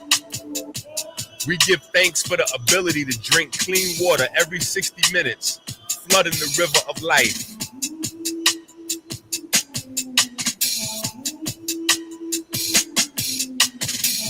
We give thanks that sugar has not covered our ferries and turned them into stone. We give thanks that darkness has not covered the riverbanks with calcium and turned them into stone. We give thanks that anger and fear have not turned our almonds bitter, turning our heart to stone.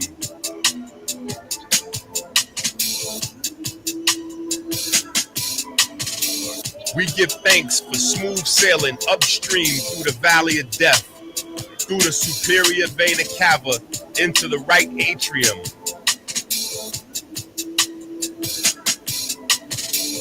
We give thanks for smooth sailing around the heart through the corona crown, joining the vortex in the right atrium. We give thanks for the perfect black solar repeater that induces the primary electromagnetic wave, opening the mouth of the Kodesh HaKodeshim. We give thanks for the mechanical wave produced when the mouth of the Kodesh HaKodeshim closes. We give thanks to the ray wave, reflecting on the semi-lunar valves, opening a pathway to the vineyard. We give thanks for the mechanical wave produced when the lunar gate to the vineyard closes. We give thanks to the Most High God that provides the light and our breath, and the light in our breath. We give thanks for the fine olfactory system that makes our grapes ripe with light.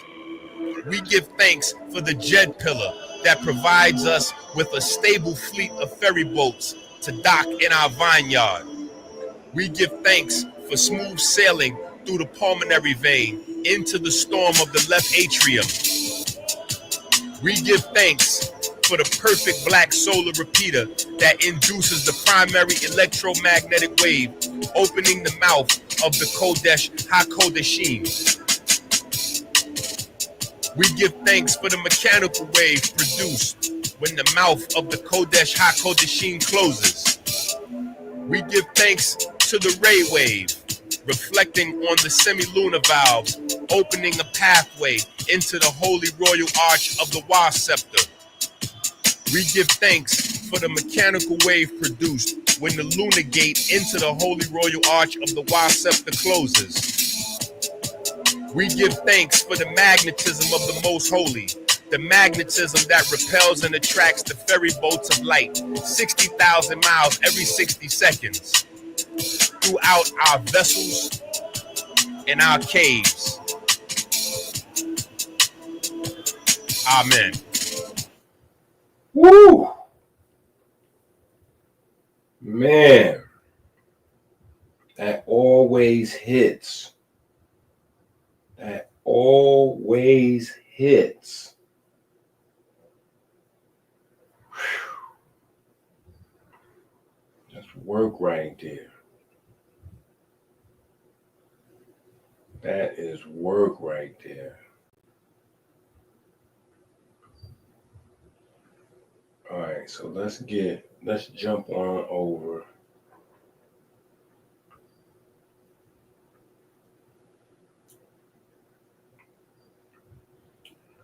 Let's jump straight over, because I've been talking too much.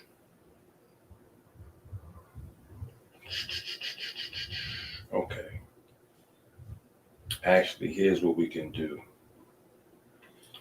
Here's what we can do. Here's what we can do. Let's do this. Let's jump inside the book a little bit. Yeah, let's jump inside the book a little bit.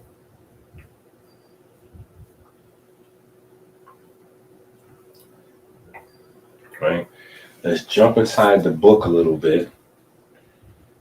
Now, we're not going over everything, right? Some of it will remain in the book, and we might do some private, right? But we will open up the conversation to give folks that are curious a good idea of what it is that we got going on. So,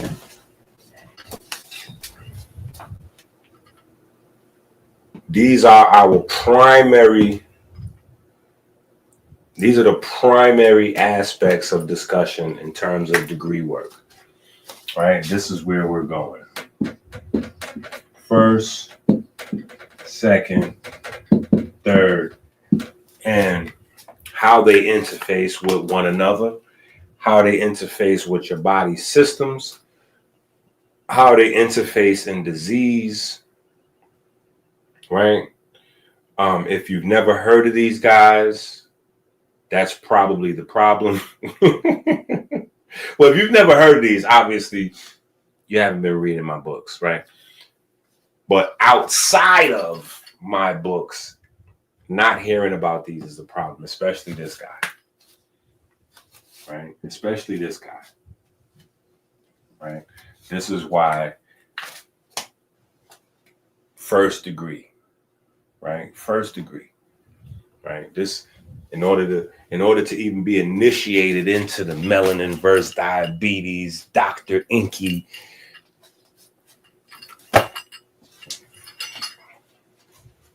whatever you want to call it, right? Especially now that we have a lot of people on Wujaru and Ozempic and all of these different drugs, as if this doesn't, like, not only does your body produce GLP-1 naturally, we already had that conversation, right? But there's this guy, right? AMPK. And AMPK works with this guy.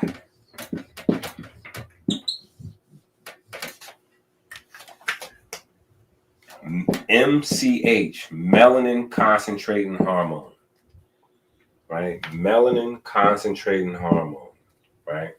And these guys work together to clean you out. So whether you're talking about weight loss, diabetes, or whether, right? Remember, God conversations, health conversations, right? Health conversation, weight loss, diabetes, obesity, high blood pressure. These two guys right here are going to connect. Stockton and Malone, Jordan and Pippen, right?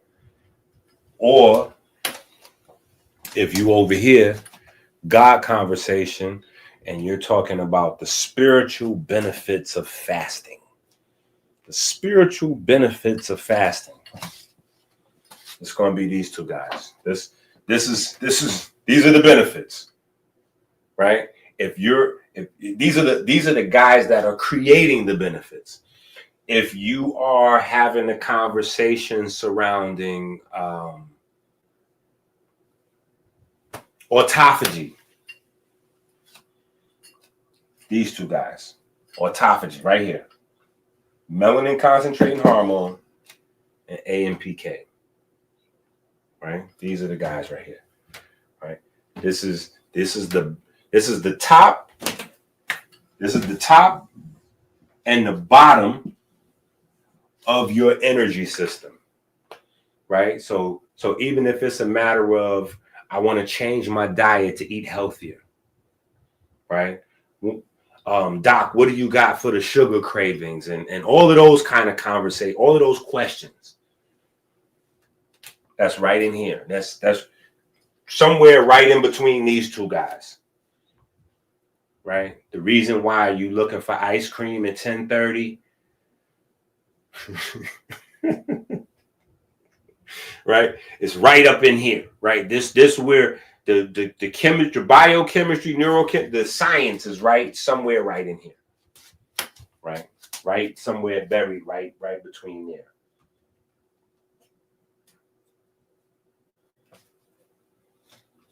So this is where we have to have a conversation centered around AMPK, right?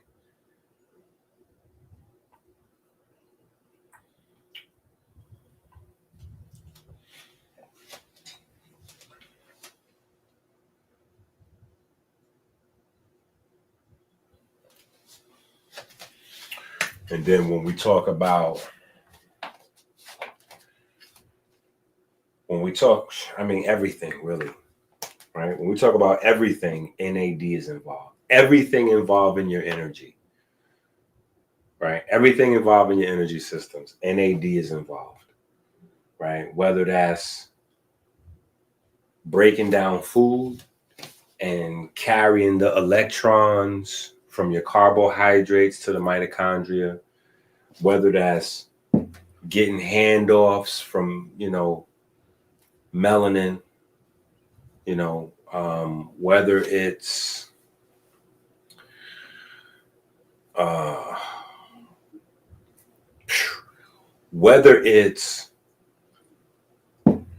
damage from alcohol. Alcohol-related diseases center around NAD, right? So the addiction to the alcohol, because remember, alcohol is a carbohydrate. Alcohol is a carbohydrate, and the sugar is fructose, right? Fructose stops your body from metabolizing NAD. Fructose stops your body from metabolizing NAD. So, and it's tryptophan, the aromatic amino acid that your body primarily uses to reduce NAD, right? So it stops your body from metabolizing tryptophan, which then cuts your body's supply of NAD. When it cuts the NAD supply, your body doesn't have the ability to flip bundles, to move packages, to, you know what I'm saying? Your body doesn't have the ability to carry electrons, to carry a charge, right? From one place to another, right? Because all of your tissues need charge, but everything is orderly, everything is organized. So NAD is the primary electron carrier in the body, the primary. So if your body doesn't have a way to deliver electrons to different organelles and tissues, see, the one difference between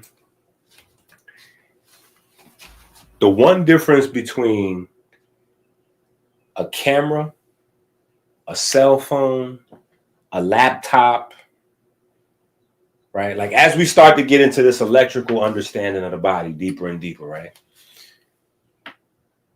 The one difference between an electronic device that you buy from the store versus your body, like organic flesh, is if I don't charge my laptop, like if I get a high quality laptop, if you get a cheap,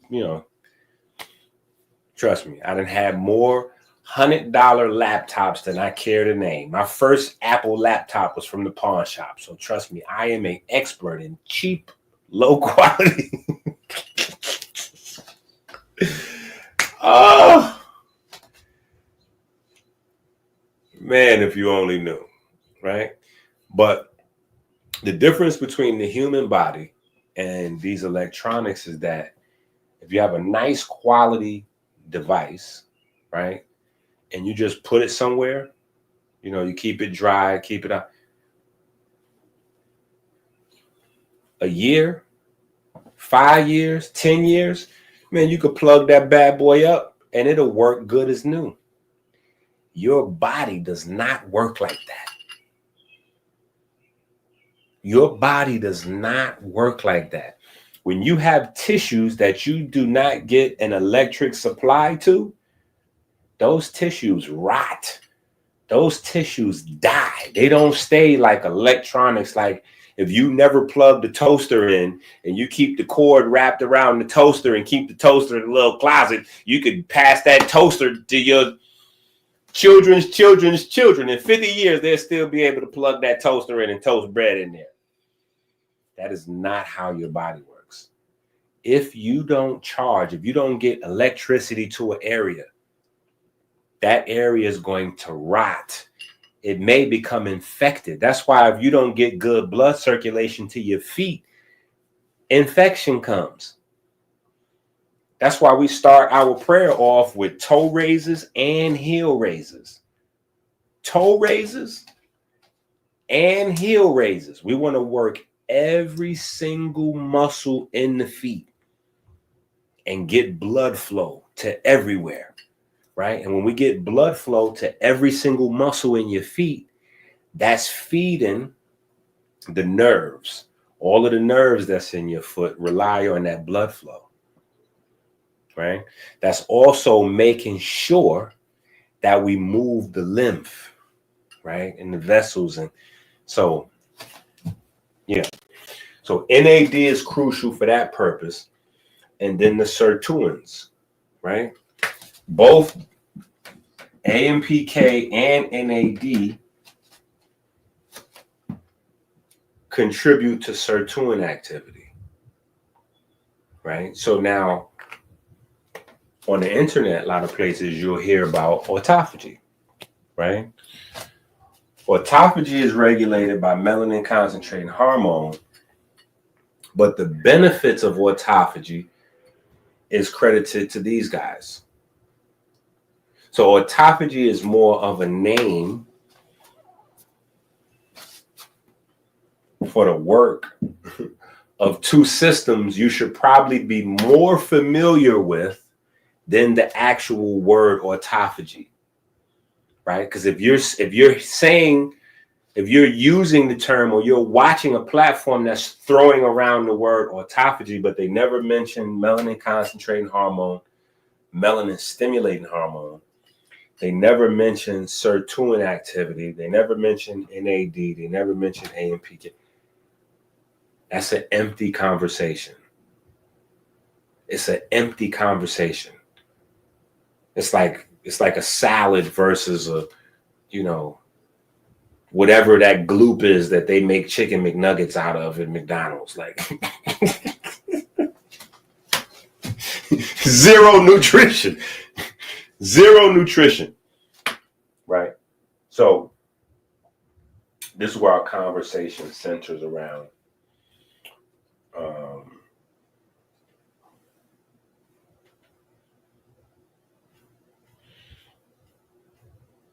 So, as we go through, we'll have deeper conversations, right? We'll have deeper conversations, but tonight we wanted to introduce the conversation because of the curiosity created by people reading the books, right? People reading the books, getting at me. Yo, Doc, where are you going with this degree work right here? What are you doing? Right? What are you talking about? Right? So what is AMPK? A master metabolic sensor. An enzyme complex that activates when your cell is low on energy. What activates it? High AMP to ATP ratio. I know y'all at home like, hold up. What is AMP? What is AMP? Right? And if you one of the people thinking, what is AMP? but you know what ATP is, that's the problem. That's the problem, right? Because largely, these are the same thing. For the most part, right? These are the same thing, right? It's adenosine and phosphate. It's adenosine, the carrier, and it's phosphate. That second number is just a count of how many phosphates is carrying. That's all it is. It's a count of how many phosphates is carrying. So ATP is adenosine triphosphate. ADP is adenosine diphosphate. And AMP is adenosine monophosphate. Right? So that's all it is. This second letter just tells you how much phosphate is there, how much potential energy is on your body's main currency, right? What you got in your wallet, basically. What you got in your wallet, right? Most men done been out somewhere on a date with a woman and then secretly like try to count real quick and see what they got going on.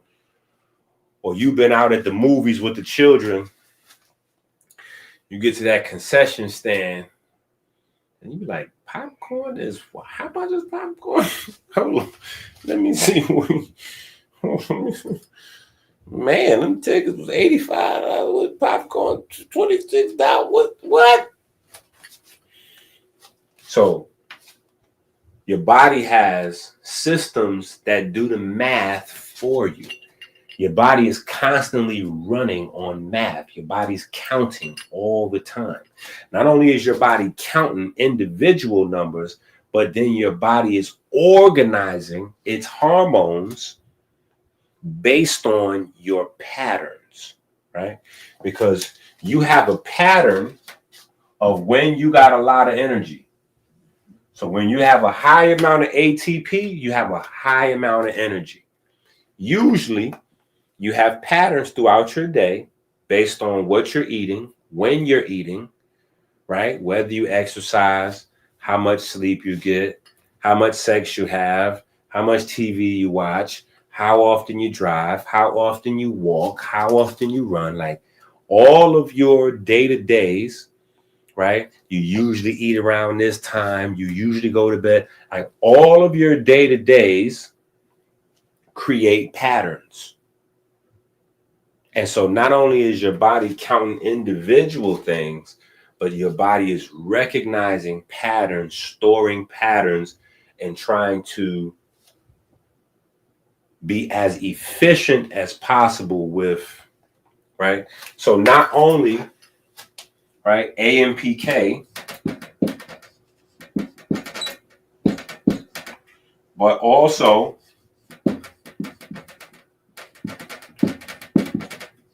melatonin, right? Melatonin is also running on this pattern, right? So when your cells are high ATP, you Gucci, high energy, right? That means your mitochondria is recycling ATP faster than your body can use it. ATP shifts, you start having a lot of pools of ADP, right? Your body starts to, right? Your body starts to transition serotonin, right? Your body starts to transition serotonin, right? Once you get here, the serotonin starts to be converted to melatonin. Because once you get here and all of your pools of energy are here, that means low energy, right? That means you're sleepy now. That means that your body is not able to recycle the ATP as fast as you need it. You need a nap time. You need a nap time. That's what I tell my babies. You need a nap time. Or I tell them I need a nap time. Sometimes I need a nap time, right? But if this is going on in conjunction with the sun, it's sleepy time. If it's daytime and this is happening, that's a breakdown of nutrition.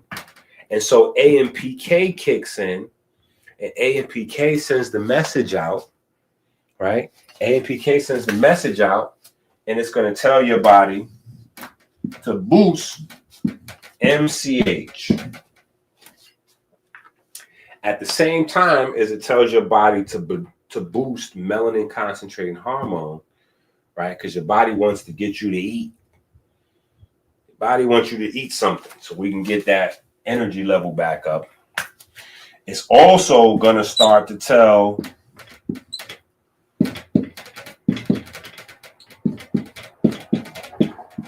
break down fat, right? Break down fat. We need energy. We need energy now, right? So let's start breaking down some fat. Let's start turning fat, right? Let's start turning that glucose 6-phosphate into electricity and then into light, right? Let's not burn the fat, right? Let's break the fat down and produce some current, right? Let's get some currency flowing, right? Let's turn that fat into electricity. Let's separate the phosphate from the glucose, right? The glucose 6-phosphate, that's what the fat is inside your fat cells, glucose 6-phosphate.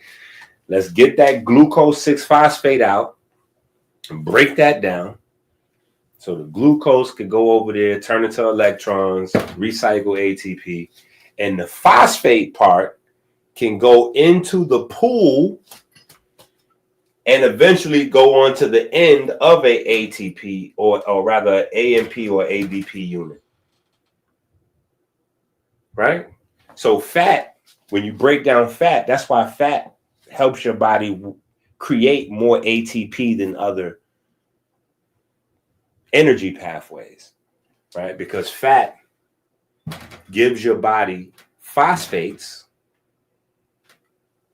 pure phosphates, but then it also gives your body sugars to fuel the mitochondria chain and recycling, right? So it's going to help fuel the mitochondria to grab these low energy molecules and put phosphates back onto them. And then it's also going to infuse your cells with a whole bunch of more phosphates to be able to turn these low energy molecules into high energy molecules. Now, some people have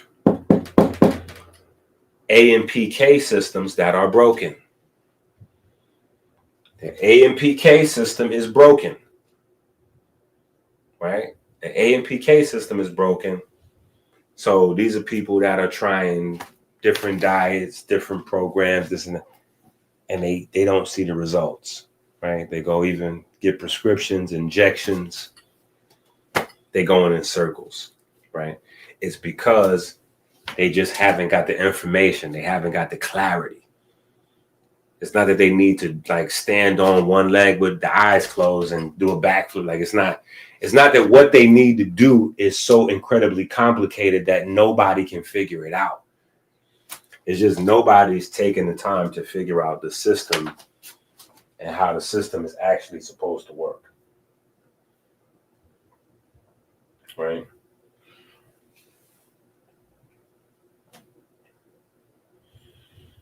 Okay, so we try to make that as simple as possible.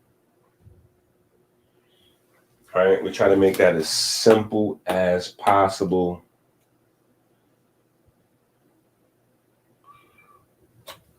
Key points.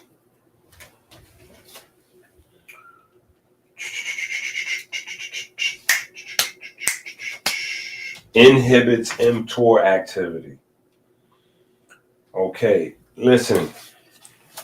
Mtor activity is dangerous in the American population. Mtor activity is one of the main reasons why America is the sickest country in the world. Mtor activity. Mtor activity is only, and I repeat, only good for athletes, bodybuilders, etc. Mtor activity is not good for John Q. Public that just wants to live a long, healthy life. Period. If you just want to laugh and play with your children and have good sex and just live to be 100, live to be 110 or whatever the kid, like, Mtor is not good for you. If you have a contract or you somehow make money off of muscles, if you make money off of muscles, Mtor is your best friend. But Mtor changes the dynamic of your cellular turnover. It turns off all of your longevity genes. It turns them off so that you can continue to bulk up and grow. Bulking and maintenance, and I'm using those terms, but I don't want you to think like people getting fat so they can build muscle. But the build muscle process, the anabolic process, runs counter to the longevity. I'm looking to point right here to sirtuin activity, right? But Mtor and sirtuin, I'm not going to say they're ops, but sirtuin activity is correlated to longevity, to living a long time, to anti-cancer, anti-diabetes, like anti-Alzheimer's, like all Mtor activity, quite a different story. Quite a different story. Linked to tumor development, tumor angiogenesis, cancer, etc., right? So Mtor activity is, and animal, it's just a long story with Mtor. It's a long story with Mtor, right? And the problem with the American society is we don't have the information, and bodybuilders lead the American populace in terms of health information. Period. Bodybuilders sell the most health supplements. Women with, flat stomachs and fat booties, they sell the most, like everything is driven still by the look.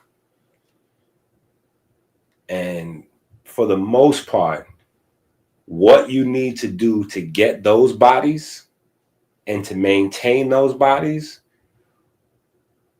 cuts your lifespan short. Now, if you're trading your lifespan on the back end to change your family's economic, like you're an NBA player, NFL player, or you just got like 1 million followers or whatever it is that you're doing. If muscles is your business and that's how you're taking care of your family, like, more power to you. Use the Mtor. May the force be with you, right? But John Q. Public, you should not be trying to consume the same amount of protein as Chris Bumstead or LeBron James, or like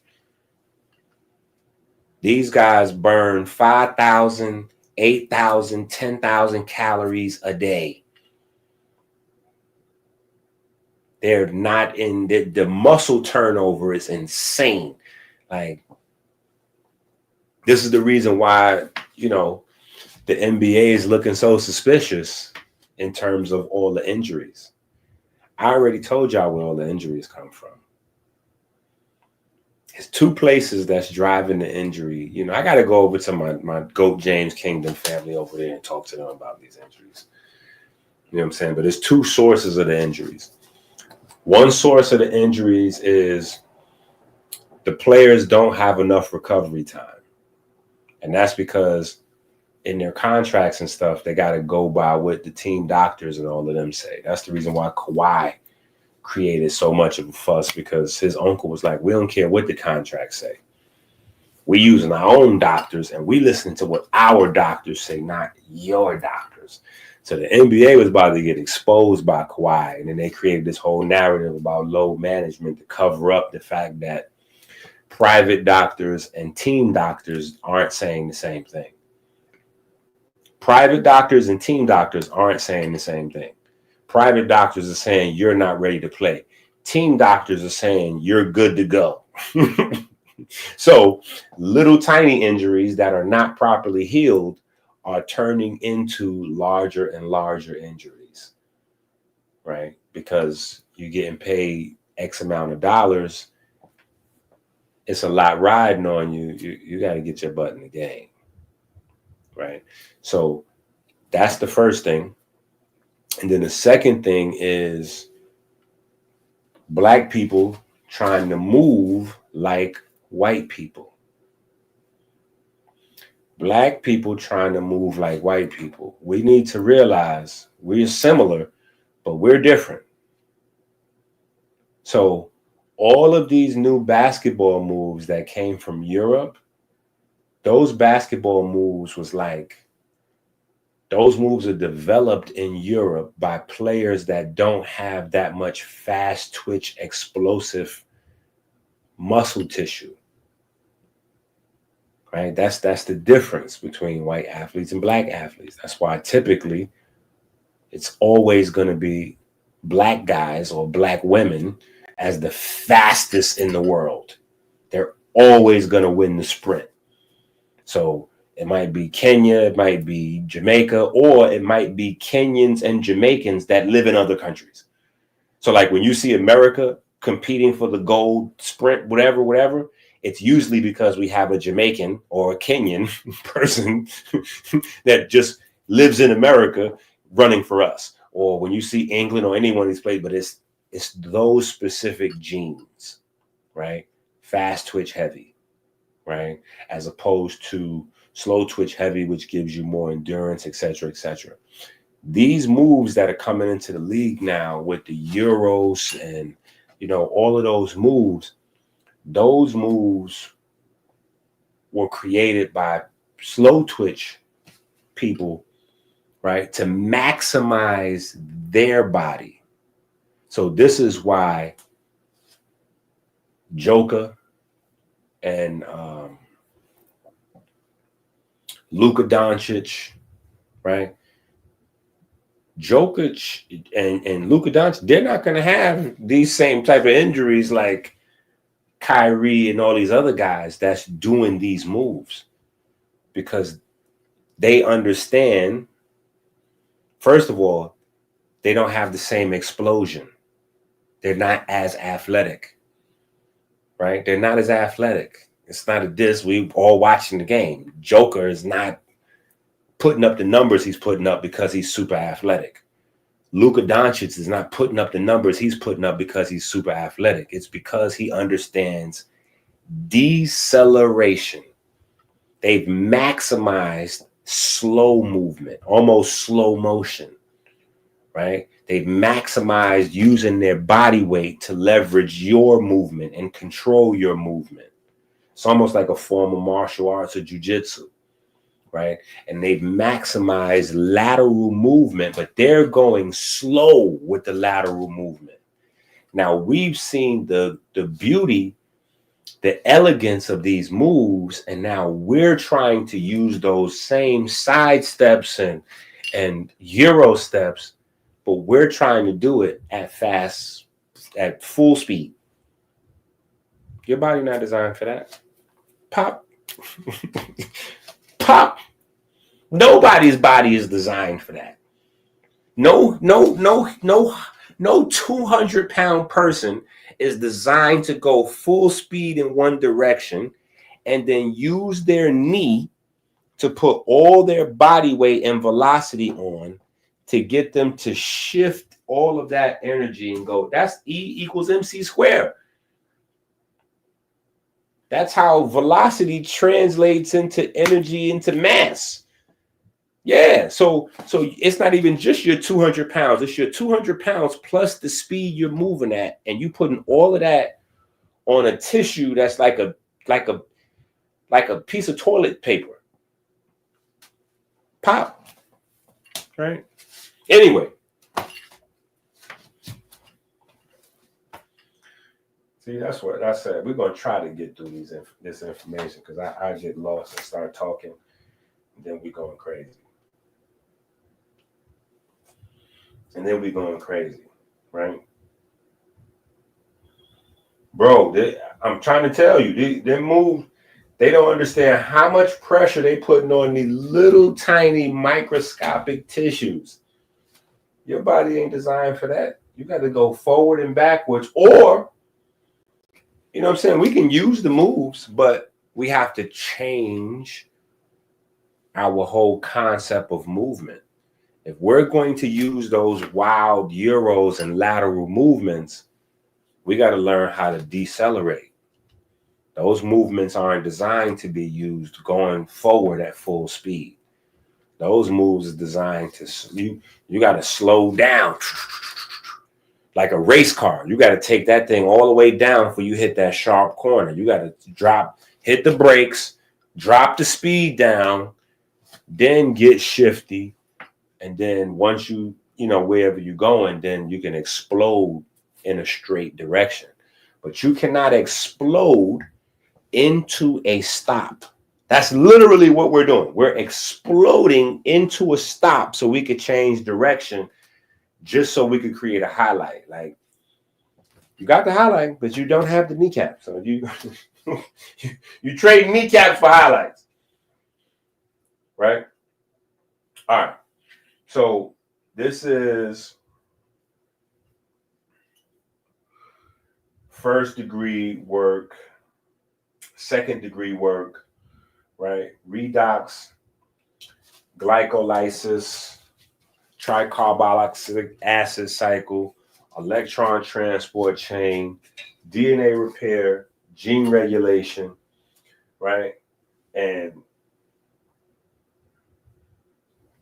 this is probably the most important part in terms of longevity, right? This relationship here between NAD and sirtuin activity, right? Without NAD, you cannot oxidize fuel.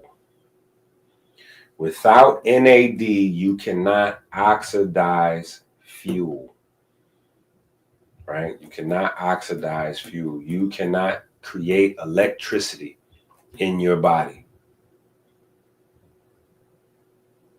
You cannot create electricity in your body.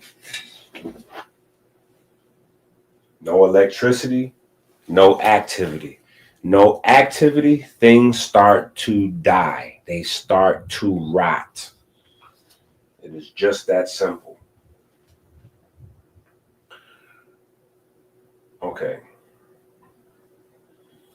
All right. So let's switch over.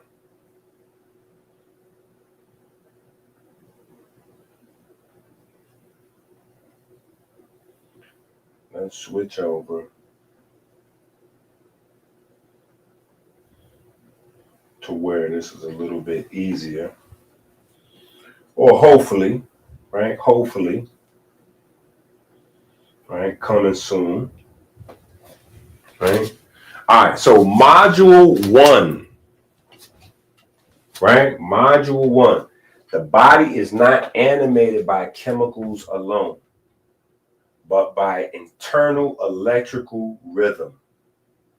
Cells communicate through membrane potential voltage, voltage-gated ion channels, and piezoelectric responses to motion.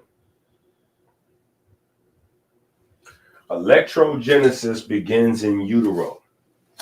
Before brain even forms, the heart emits its Christ wave, its QRST wave. This electrical signature governs the development of the nervous system. ATP, the energy molecule, is formed via oxidative phosphorylation in mitochondria, releasing electrons down the respiratory chain. Cells communicate through membrane potential, voltage-gated ion channels, and piezoelectric responses to motion. Wattage in the body is a synthesis of mechanical load, oxygen utilization, breath alignment. Metabolic fire is lit through prayerful movement.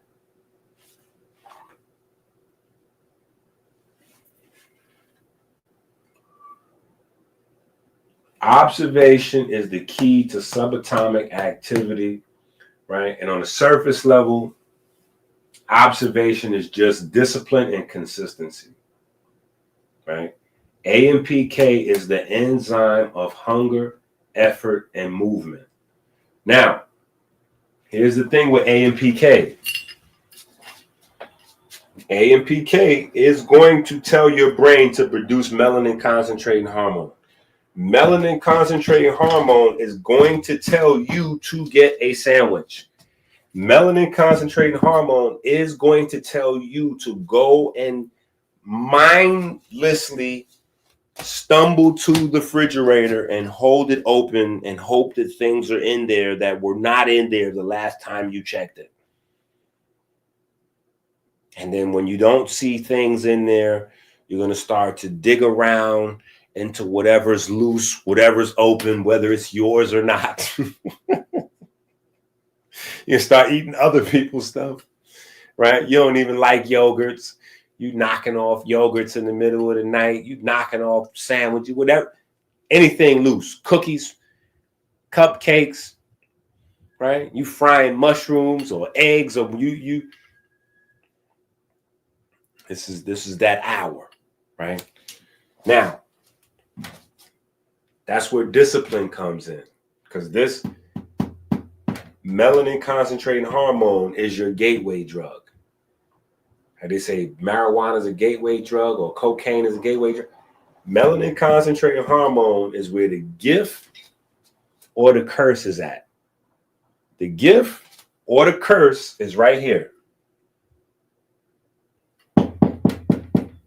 The gift or the curse for your entire metabolism is right here. In fact, you could call this metabolism concentrating hormone. You could change the M from melanin to metabolism.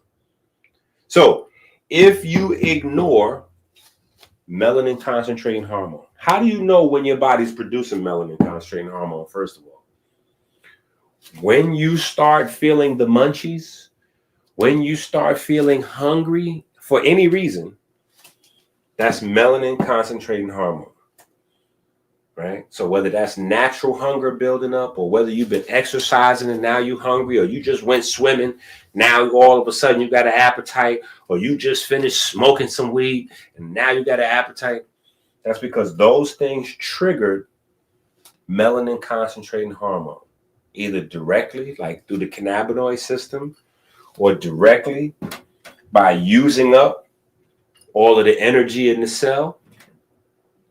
And so having low amounts of ATP and high amounts of AMP triggers this AMPK to produce melanin concentrating hormone. Now, if you ignore melanin concentrating hormone, when it's telling you to eat, if you do not eat, if you ignore it, that's when your body goes into autophagy. That's when your body goes into ketosis. When this signal gets amplified so loud and you ignore it, because see what happens is when your body produces a little bit and then you go and you grab something and you start snacking, your body stops producing the melanin concentrating hormone because you followed instructions. You did what your body was telling you to do, right? If you ignore it and you don't go get anything to eat, your body just starts producing more and more and more melanin concentrating hormone. So the go eat signal gets so loud and crazy, you almost like sleepwalking, getting in your car, hitting the drive-thru. You had the drive-thru. You don't even know what you want in the drive. You don't even know what you're doing in the drive-thru. Like, how did I get to the drive? What am I doing in the drive-thru? Let me get that barbecue. Let me get that barbecue. Babe, you will never guess where I'm at. Yeah, I done went down. You want to get something from such and such because I'm over here. I'm about to get me a couple of these with the barbecue sauce on it. You remember that thing we had? Yeah, I'm about to get me 2 or 3 of them. I don't even know what I'm doing here, but I'm about to get me a few things to eat. What you want? Yeah. You done found your way to the drive-thru somewhere. You don't realize this. Right? So if you can stay disciplined, don't give in to the temptations of the flesh, right? If you can stay disciplined and ignore this, that's when ketosis kicks in, right? Because your body needs more energy, right? Your body needs more energy. And because you're not supplying your body with any sugar, your body's going to start its own processes to produce its own sugar supply, right? The first thing your body does, though, is tell you to go eat. So you ignore that signal, it gets louder, you continue to ignore it, ketosis kicks in so your body can produce its own sugar, right? If you continue to ignore that signal,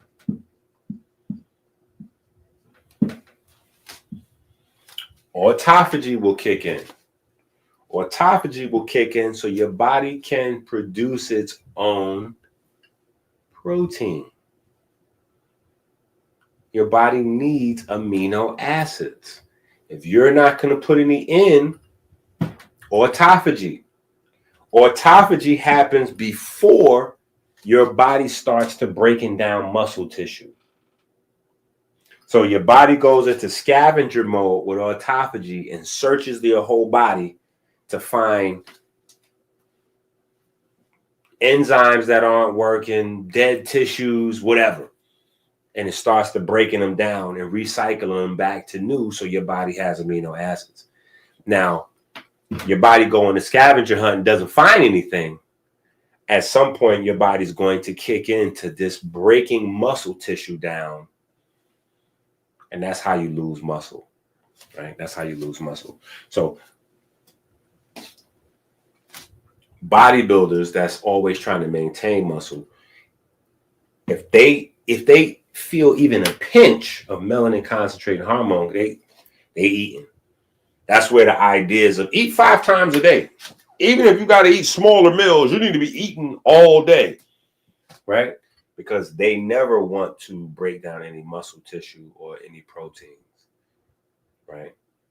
But for people that are on the couch or people that are only exercising 2-3 days out the week, that puts you at a higher bracket for Alzheimer's, dementia, cancer, tumors, etc. Right? So you, on the other hand, you want to ignore this.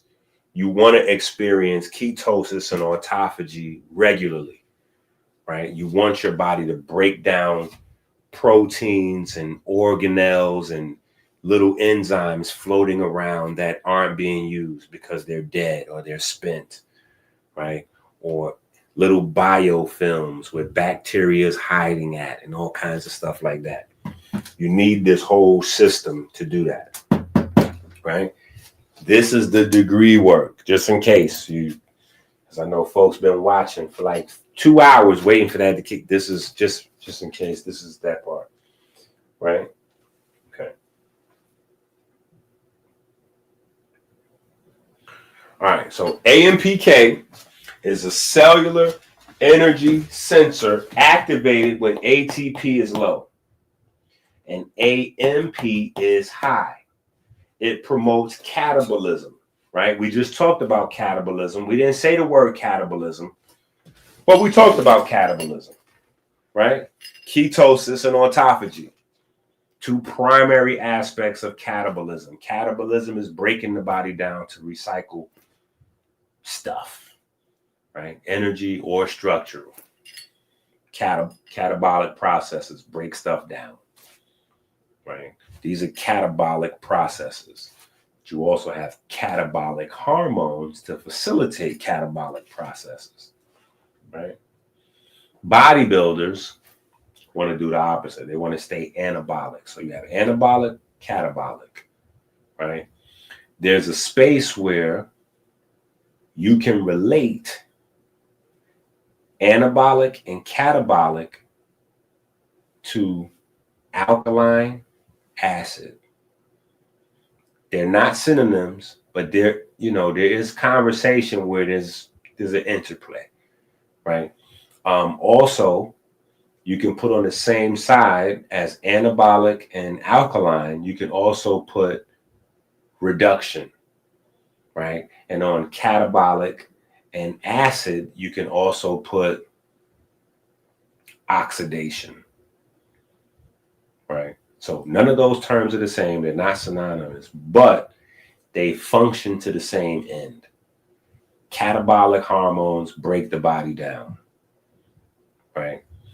Acid forming things break the body down because they produce free radicals, right? Free radicals obviously break the body down,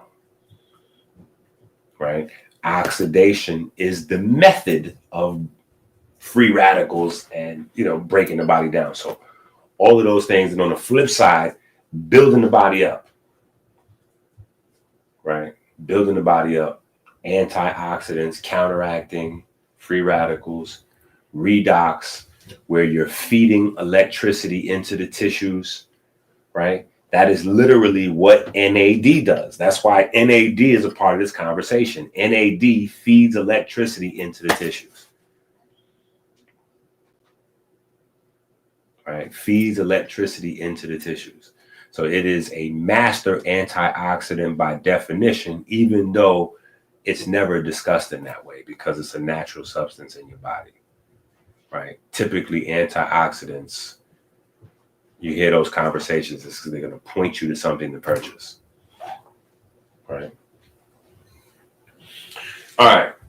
It promotes catabolism, increasing glucose uptake via GLUT4 translocation, right? GLUT4 molecules are the molecules that basically bring in the sugar into your muscle tissue, right? Very important part of the whole insulin glucose chain, right? Insulin receptor opens up, gets the glucose into the cell, GLUT4 molecule transports the glucose, right? Or at least it's an easy way to get an idea, right?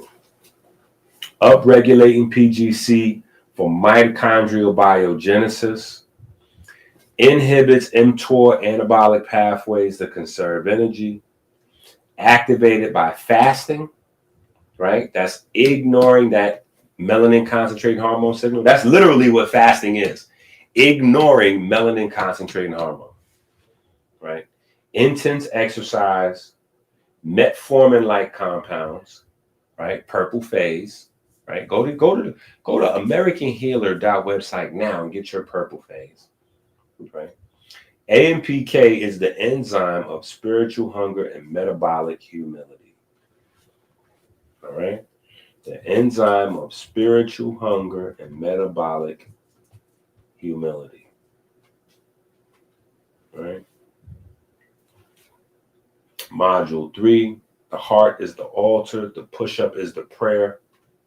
The heart is the altar, the push-up is the prayer. Right?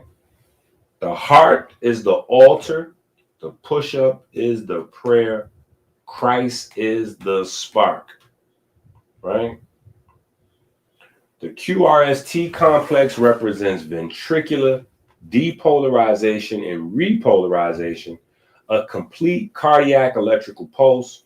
Push-ups compress the fascia and increase muscle glucose uptake, triggering ATP and catecholamine release. At 60 push-ups in 60 seconds, a threshold of electrical synchronization is crossed. Heart rate variability changes. Sympathetic nervous system arousal is counterbalanced by the vagus nerve. Your breath becomes electrically entrained to effort. And of course,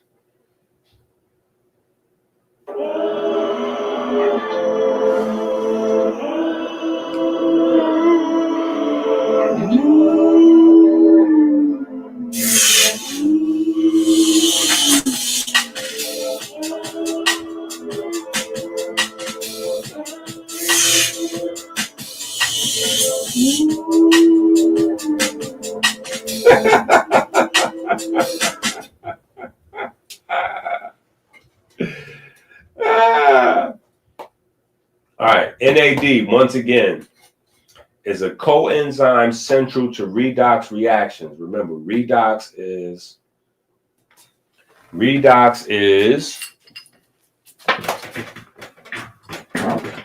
right? Redox is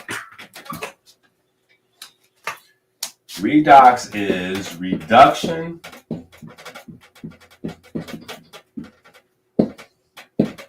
oxidation, right? Reduction and oxidation.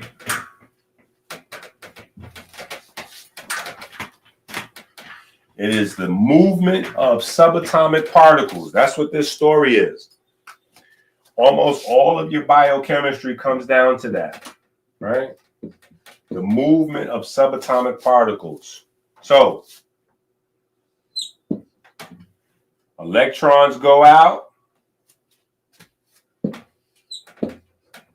protons go in, right? So both of these terms have two different definitions, right? Reduction can be either adding electrons or removing protons. Oxidation can be either adding protons or removing electrons. So these two terms are almost synonymous with alkaline or base and oxidation with acid, right? Because the acid is something that's going to remove electrons, add protons. A base or alkaline is something that's going to add electrons. Now, in a lesser understanding space, this is good, this is bad. But in conjunction with electrical wiring, electrical circuitry, right? The way our bodies are designed, it's not really a good or bad. You need both because this creates a circuit. This creates a circuit. This creates a circuit, a system of moving charges, right? A system of moving charges. And as long as the movement of the charge is healthy, you're healthy. If the moving of the charge becomes stagnant, that's a problem. And if you're loaded with alkalines or bases, the charge will become stagnant. If you're loaded with acid forming or oxidative stressors, the energy will become stagnant, right? The idea is balance, ma'at, right? To keep the energy flowing, right? To keep the energy flowing, right? So that's redox, REDOX, redox, reduction, oxidation, right? So NAD is a coenzyme central to redox reactions and mitochondria function. It accepts electrons during glycolysis in the Krebs cycle, shuttling them into oxidative phosphorylation. That means that's just a big term. That means it takes the electrons and feeds it to the mitochondria. That's all. Oxidative phosphorylation is recycling ATP. That's all that means. During fasting, NAD levels rise, activating sirtuins, which drive DNA repair, anti-inflammatory gene expression, and epigenetic reprogramming. It also stabilizes circadian rhythms, enhances neuron resistance. Neuron resistance, that's endurance, cognitive function, and your ability to resist neurodegeneration, brain disease, right?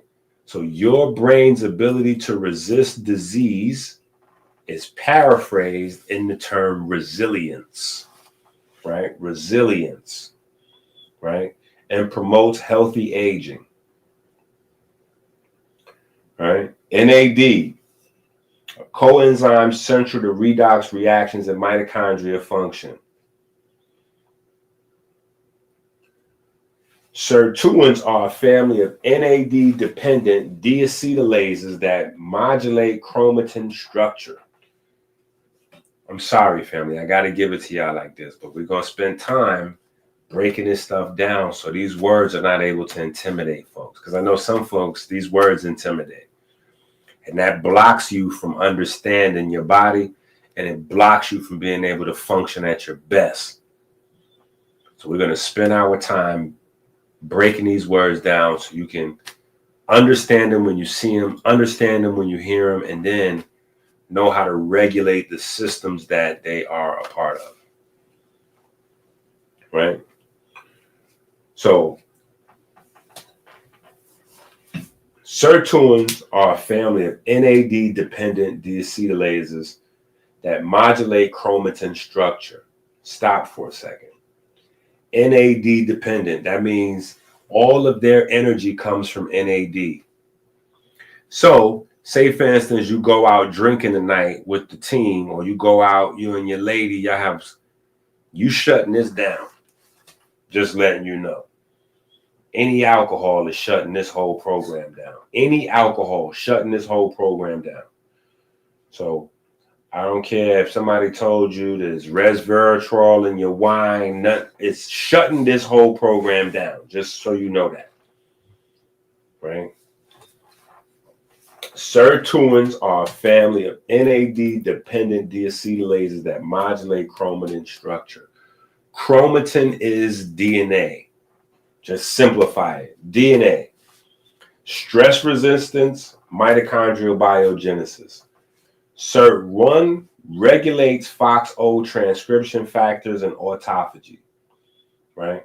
SIRT3 localizes to mitochondria and enhances respiratory efficiency. They are vital for long-term memory preservation, metabolic adaptation, and reversal of oxidative damage. Long-term memory preservation. We literally just had the dementia book, the memory bank book, right? This is the secret. This is the secret to fighting dementia. This is the secret to Alzheimer's, the Parkinson's. Like, this is the secret. So if you're waiting for the secret, this is a secret. This is the secret, not a secret, the secret. What billion-dollar companies are trying to research to figure out how to package for you into a pill. This is what they're trying to put into a pill, period. They're trying to figure out, how can we put this into a pill? This is what they're looking for. They're paying scientists to run experiments 24 hours a day, 7 days a week, burning through millions of dollars trying to figure out how to bottle this. Sirtuins are vital for long-term memory preservation, metabolic adaptation, and reversal of oxidative damage. Sirtuins form the spiritual scroll of longevity. They transcribe light into endurance. Sirtuins form the spiritual scroll of longevity. They transcribe light into endurance. Now, just for your clarity, when I say endurance here, I don't mean endurance like sexual endurance or being able to play basketball not winded for an extra 15 minutes or whatever. I'm talking about life endurance, just so we clear, right? Module 6, this is the final metamorphosis to taking this understanding to the next level. The fascia network conducts bioelectric signals via hydration layers and piezoelectric collagen. Okay, let me stop here for a second. Let me stop right there for a second.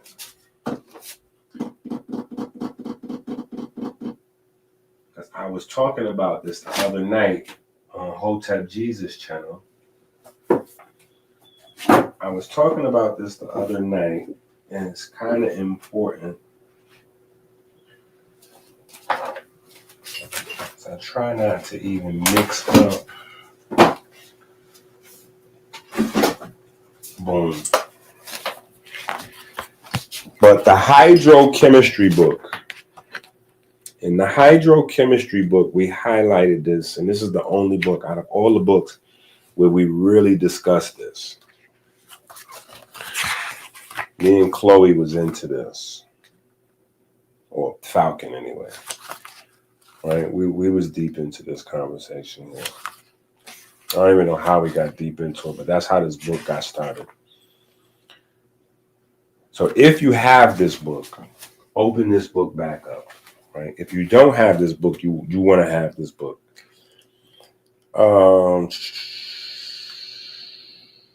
Page 25. Is it on page 25?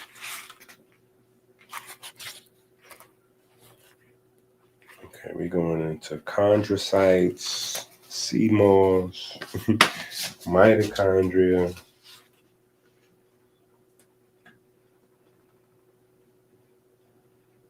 Okay, so it might be here. Okay, yeah. Okay. So we kind of start the conversation up a little bit on page 25. A key emergent area related to bone mechanical and tissue properties lies in differentiating the role of water in its 4 different compartments, including free pour water, water loosely bound at the collagen mineral interfaces, water tightly bound inside the collagen, and then structural water inside the bone itself, right? So when I find that's what I'm saying. The water conversations could take on a life of their own. So I don't even like to, because I get personally passionate, I get attached to the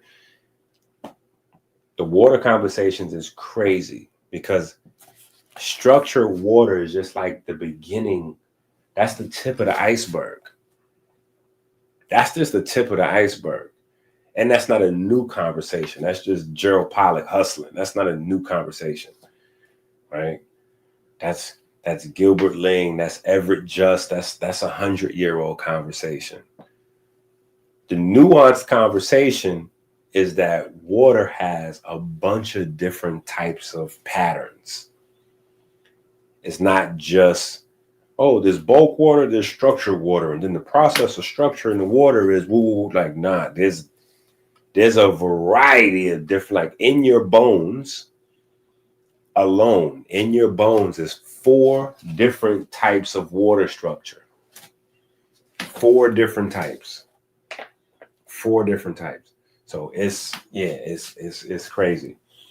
So we get into that. We get into that in this book. So I just had to, make that reference real quick. Like it's different.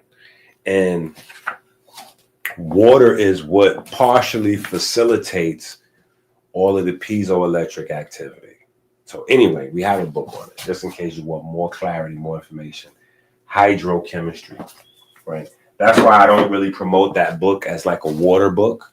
Because typically when you say it's a water book, people are looking for you to be like Fiji water, alkaline water. That like, and that's one of the electrician manuals. That's one of the electrician manuals. Hydrochemistry. That's one of them. Yeah, that's one of them genius creating books, right? Certain books, if you just read it one time, you automatically go to Super Saiyan genius level.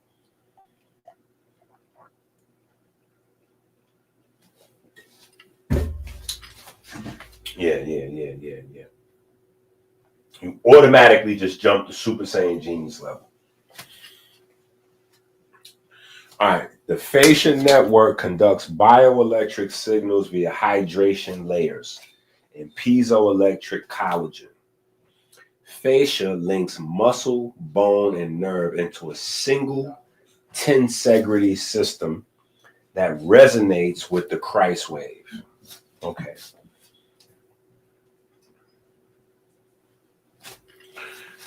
Tensegrity system is very similar to a piezoelectric system. Only thing is, it's a system of a bunch of different parts, and how tightly they're attached to each other creates a communication grid, because when one thing moves over here, because everything is tied tightly together, when one thing move here, something move over here. When one thing move here, something move here. So inside the human body, this is where you could see God. Like, this is where beautiful, this is sheer beauty in the design. Like, you have a tensegrity system created by piezoelectric material. So any movement anywhere inside the system is automatically shared across the entire system. Now, because the system is made out of piezoelectric tissue, any movement in the system is shared throughout the whole system, but that movement creates a ripple of electric signals across the system. And if the system is designed to convert those electric signals into information packets, right? Like cytokines, neurotransmitters, hormones, right, etc., right? Then you have, you have a very complicated yet simple system, right? And your heartbeat, that electromagnetic wave, that QRST complex, that Christ wave, is a steady system. It's a steady system putting out steady sound, right? And sound is a pressure wave. It's a pressure wave that's being translated throughout the system. So you have a two-way system centered on the heart. The heart is sending out mechanical waves, which is translated into electric signals throughout the body. And then obviously your body's movement and your cells, each one of them, their movements are translated back. So that's what makes the heart the organ of feeling. Not in like a sense of emotional feeling, but actual literal feeling, because it is the center of a tensegrity system. It's the center of where every string in your body that holds every organ and tissue in place ends. They're all attached literally to pull on your heartstrings, right?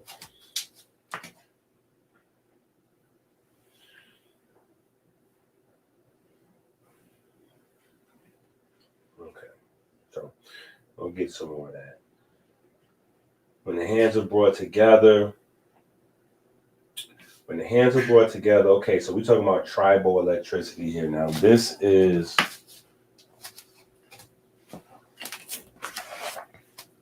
right? We kind of went into this in Electrician Manual number 1. So if you notice, as I'm moving through, we're grabbing a lot of electrician manuals, right? We're grabbing a lot of electrician manuals, right? That is our system. That is our system. In fact, pay attention. Pay attention. If you open up the codex,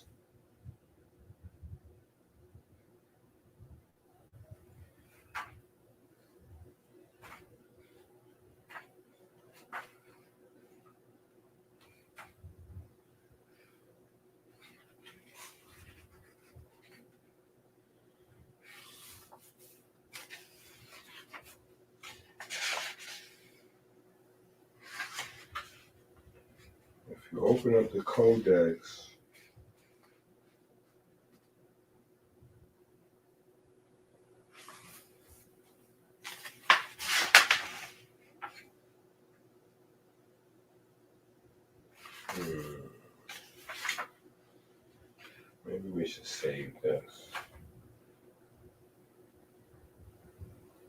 Yeah, we might actually have to do some closed.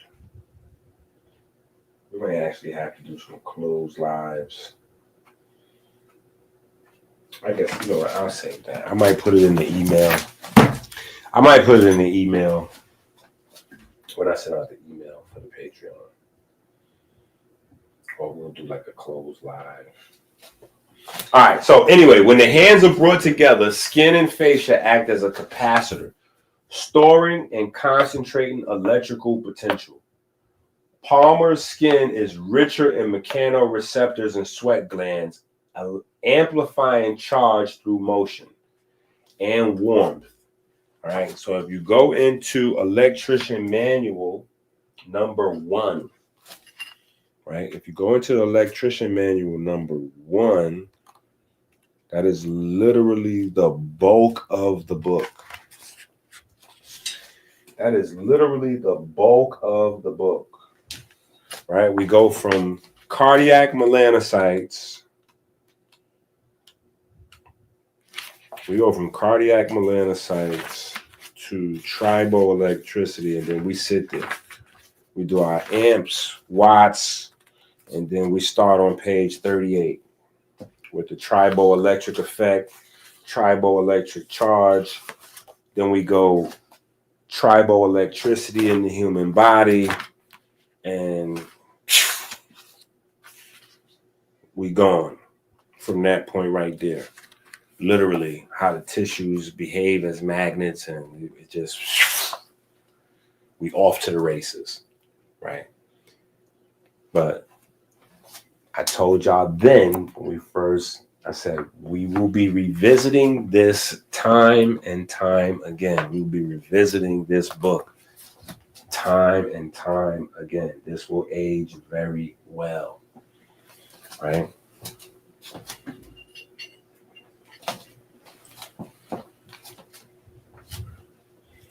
Yo, I used to get ladybugs. Now I'm getting, look at these guys. Now this is crazy. I want y'all to just understand this. This is crazy. Look at this. Y'all see this?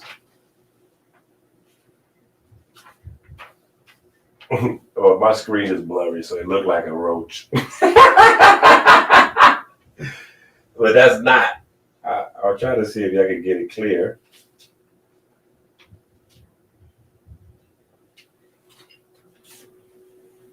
That's a lightning bug. That's a lightning bug, a firefly, right? So literally, we just did the Kepler slide, and out of nowhere, well, not out of nowhere, but it just came through my window just now. Even though I got the screen in my window, I don't know how it got through. But lightning bug just came into it, jumped and landed on my laptop.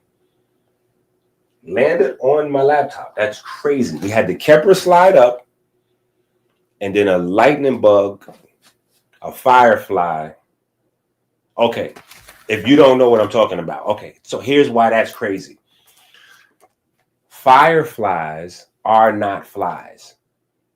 So no, somebody is watching this video like, Enqi, what are you trying to explain to us? Fire stuff. What is happening? We don't get it. We don't get it. Why is it lightning bug? What is that? Because lightning bugs, fireflies, are beetles. Back in Kemet, these were special, these were special creatures. Yeah, these were special creatures. So they had two different beetles that they referenced to Kepler. One was the dung beetle that rolled the doo-doo up, right? And then the other one was the firefly. The firefly was known as the transformative beetle. The transformative beetle, because the firefly represented chemiluminescence. So that's just crazy that literally, and this sucker is not going nowhere. That's because you done came up into my house. Look at this dude. You done came up into my house and now you in here. What is you doing, bro?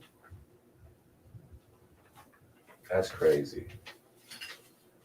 As soon as this live is over, if he's still right there, my children going to trip out.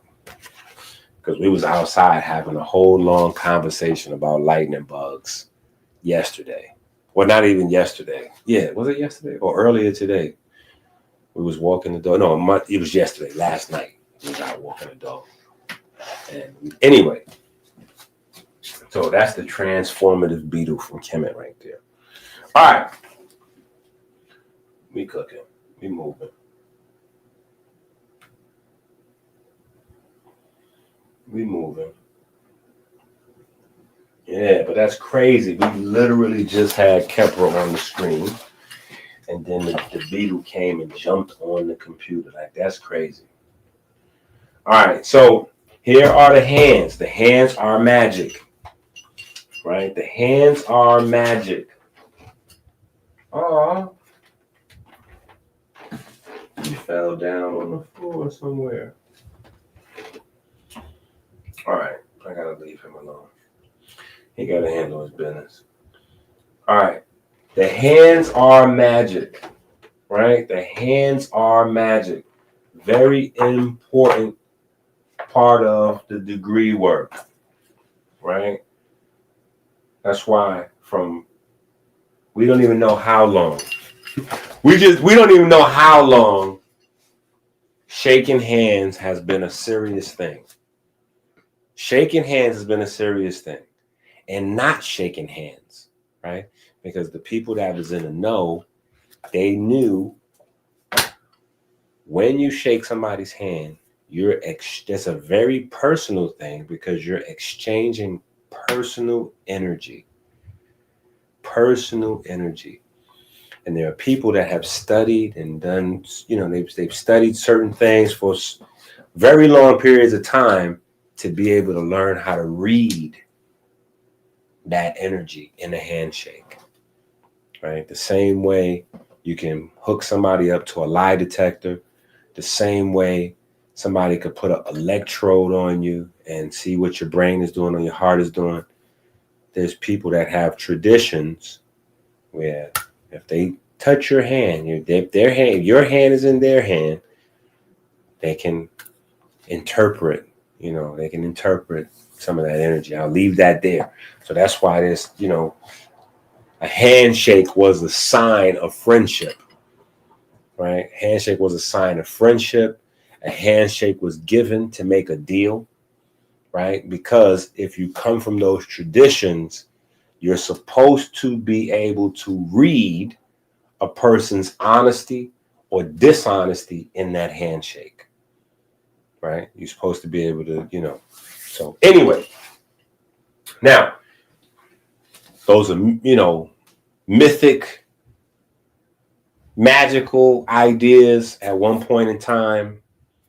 You fast forward to 2025. We now know that there are more mechanoreceptors in the hands. The skin is different. The hands are the most triboelectric material. We know that each person has a different design of blood vessels in the hand. So each person has not only a unique array of blood vessels, right, in their hand, but they have a unique electromagnetic signature. So that's how they're able to develop, like, infrared readers and all of that stuff for your hand for security and all those kinds of things, right? So at one point in time, it was like mythology, realm of magic. Now science is validating some of those, right? Okay.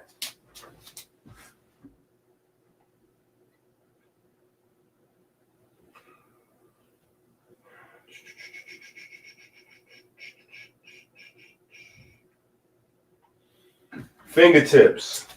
Densest nerve networks in the body. Motion across surfaces builds static charge, while deep fascia converts mechanical pressure into voltage through piezoelectricity. Infrared light emitted from palms modulate mitochondria activity in nearby tissue, right? So this can be a scientific precursor for people who know how to do real-time, healing with their hands, right? Or masseuses that have developed their techniques to a point where they can't even explain what's going on, right?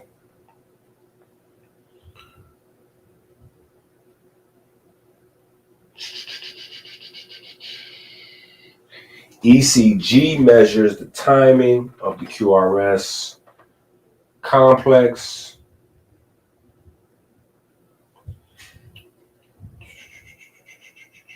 Okay. All right. So I think we got through most of the introductory science for I think we made it through. I think we made it through. Right? I think we made it through. And like I said, we're back to multiple choice questions. Right? We're back to multiple choice questions. So now I can see who is awake. Now I can see who is awake and who went to sleep and their computer screen is still going. Because see, if you go to sleep with the YouTube on, I'm still getting the view time and my screen still says you're watching, but you're not watching, you're asleep. So this is how I know who's awake, who's asleep, who's actually learning, who just is watching for edutainment purposes. Right? What enzyme? Let's go, chat. Wake it on up.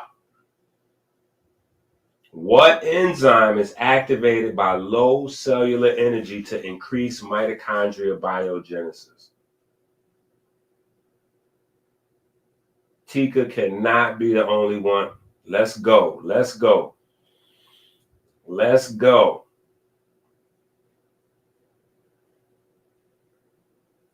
Don't be scared to put the wrong answer.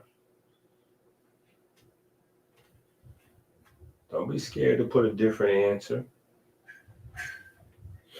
I'm gonna send this out in the email, and make sure if you are on the Patreon, right? Make sure if you're on the Patreon, you got the email because we sent out the last keynote. Now after tonight, I'm gonna send out 3 keynotes.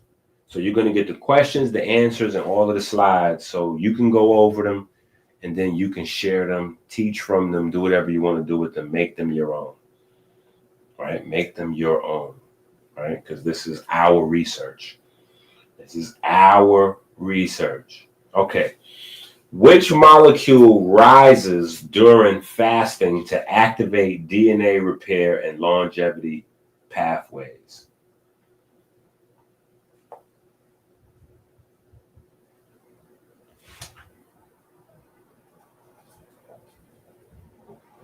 No, I sent it out in the email. I didn't put it in the chat. I sent it out in the email. I sent it out from my Minister Enqi email. So whatever your email is that you signed up with Patreon for, it should be inside your email.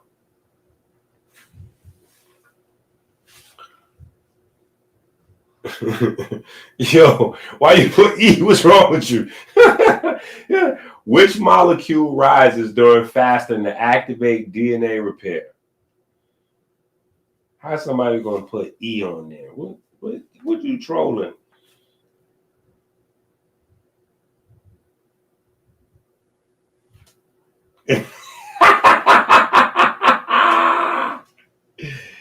Yo, we gotta work this. We gotta work. Let's go.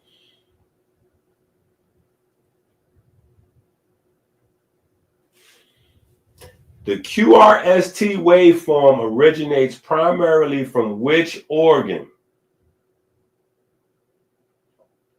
Come on, that's a layup right there. That's a layup right there. That's a layup right there. That's an easy one.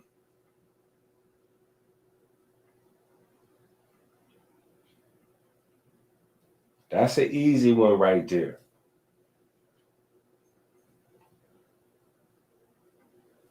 Which of the following best describes the function of sirtuin enzymes?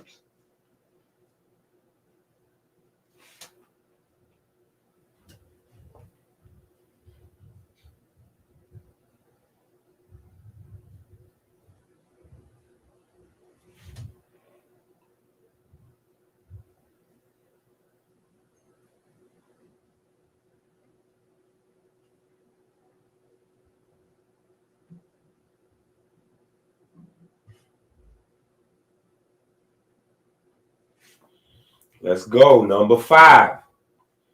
Capacitor hands generate charge through what two properties?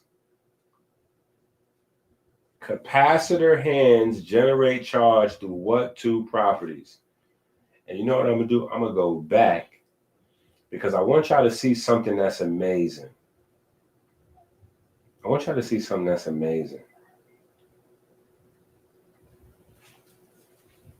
This is how you know how genius your ancestors were. Listen to this. This is how you know how genius they were.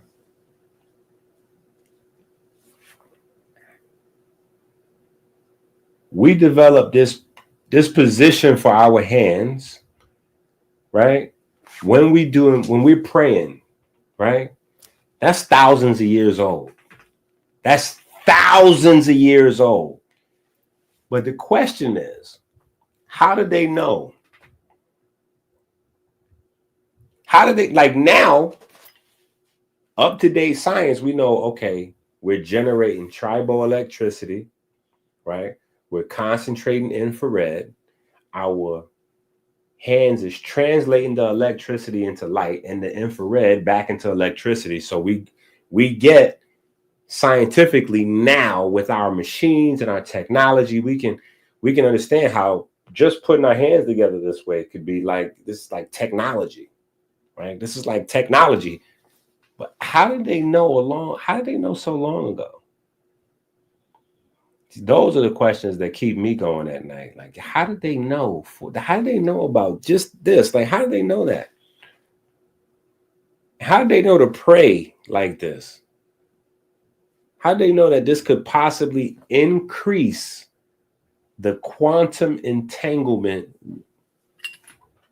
with the spooky thing that's at the other side of the distance, right? Because spooky action at a distance, I'm going to keep reminding y'all of that. Spooky action at a distance means that something very close is tied to something very far away.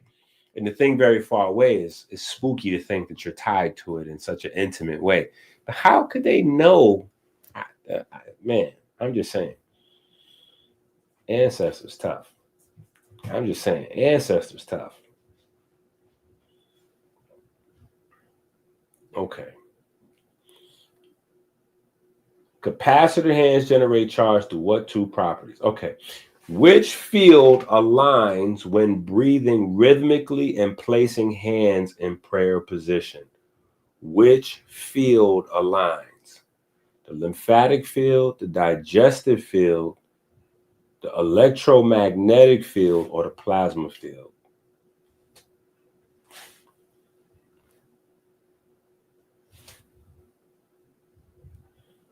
Let me tell you right now, y'all doing all right.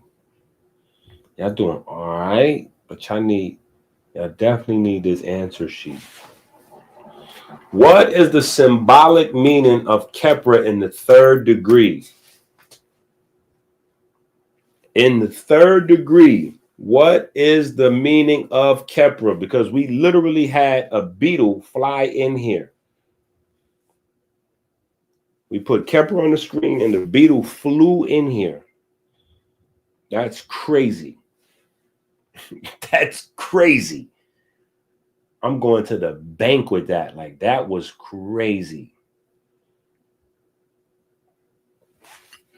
Which of the following tools symbolizes resurrection at the ECG altar? The scepter, the codex scroll, a defibrillator, or a temple ring? Which of the following tools symbolizes resurrection at the ECG altar? I know y'all like, wait a minute. What book you said is it? What book you said this is in? So we got a few books. Remember, we have the Ritual Monitor, which started. Let me show y'all these books real quick. Let me just show y'all these books real quick, because people are going to keep asking me. So let me show y'all, and then we lit. Then we lit, right? All right, boom. Yo, look at this. The codex is still holding it down. That's crazy. This is kind of crazy. I think this is the longest I ever been on a list. Check this out. Let me hit the share screen one time for the one time. Look at this. That's the longest I ever been on the #1 list. Look at that. #1 new release in molecular biology. And been like that since that book came out. That's interesting. Woo, look at this. Look at molecular biology. We got this locked down over here. I didn't know this. Look at this. We're #1, #2, #5, #6, and #7. That's gangster right there. That's gangster. Oh, look, and we're #9, and we're #10. Yo, we got molecular biology on lockdown. We got molecular biology on lockdown. That's crazy. That's crazy. And that's not by my design. That's Amazon's bots and Amazon's AI going through the books and deciding where it is and where it goes and what's in the information and all that. That's how that goes. So that's crazy right there. That we all over this joint right here. Out of the top 20, we got 1, 2, 3, 4, 5, 6, 7. We got 7 out of the top 10, actually. Why I'm making the top 20? We got 7 out of the top 10. That's kind of tough right there. That's kind of tough right there. But anyway, let's go here to the books. Let me show y'all what I'm saying. Okay. So it starts in this book right here. So if you see right here, it says Initiation Ritual Monitor. Right. So we started the conversation here. Right. And then I got the feedback. And then we elaborated a little bit more in the Electrogenic Cell book. Right. And then the feedback from these two books had us to just go on a straight deep dive with this book. Right. So this book here is different. right? This book is different. Yeah, this book is different. So this is the book with the light work is measured in degrees. Yeah, this book is different right here. The American Healer Files, Volume 1. So this is where we went and jumped off the cliff. This is where we went and jumped off the cliff.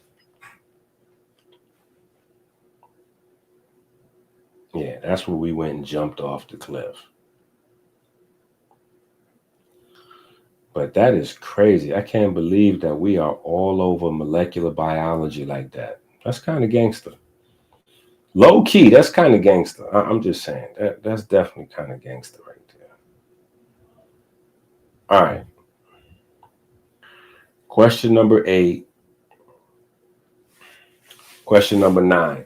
The hands are considered capacitors because they A, pump blood, B, compress oxygen, C, store and transmit bioelectric charge, or D, produce hormones. That one is too easy, bro. All right. Last question. Which metabolic doctrine replaces the outdated idea of burning calories? A, repair and digest. B, detox and absorb. C, generate and transmit. Or D, fast and burn. Which metabolic doctrine replaces the outdated idea of burning calories?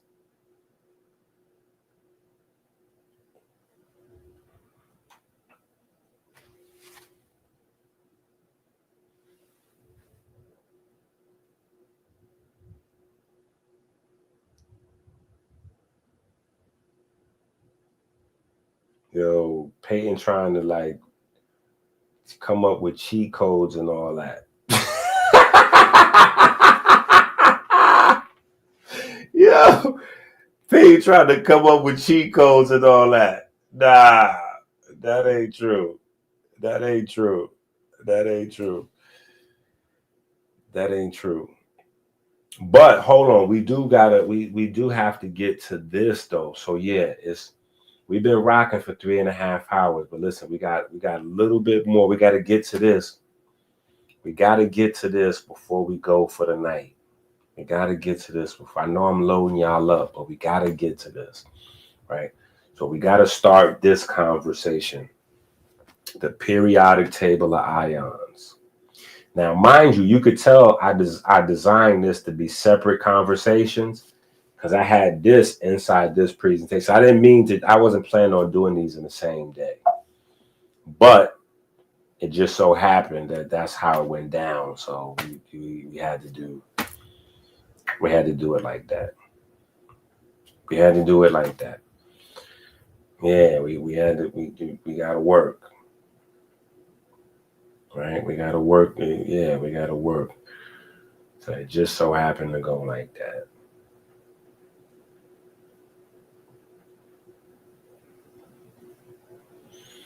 All right, so we're going to jump right into this.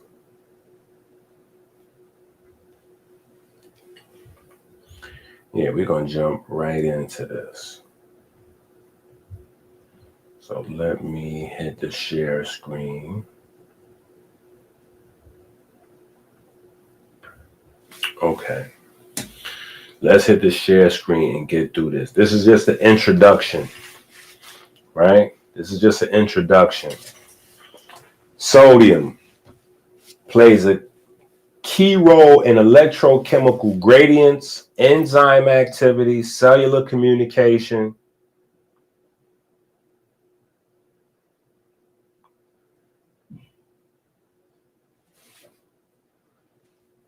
You said you can't find the book? Yeah, I think M4 just tried to slide you the link. Yeah, try to slide you the link. I think that's the short form link. That's the long link. I don't know if they're gonna let me share it, but I shared it. I don't know if it came through on YouTube. Yeah. All right. So we just introducing these guys. So if it's a little too sciencey, I apologize. We're gonna try to just go through this quickly, right? Sodium plays a key role in electrochemical gradients, enzyme activity, and cellular communication. Its specific ionic behavior influences protein folding, membrane dynamics, and intracellular signaling, right? It is crazy that in Keynote they use this for money. And inside your body uses it for currency. So in Keynote it was currency, and in your body it was currency. It still is, right? That's why sodium is so important. And sodium is the other ingredient with water to get the most out of your melanin. So the more sodium and water is inside of your melanin, the more conductive and the faster melanin is able to process photons and electrons. Think about that. Think about that. Science tells us that today. The higher the amount of salt and water you have, or sodium in water, it increases the conductivity of melanin. Information energy processing. Now, rewind all the way back to Kemet. It was called Neterim.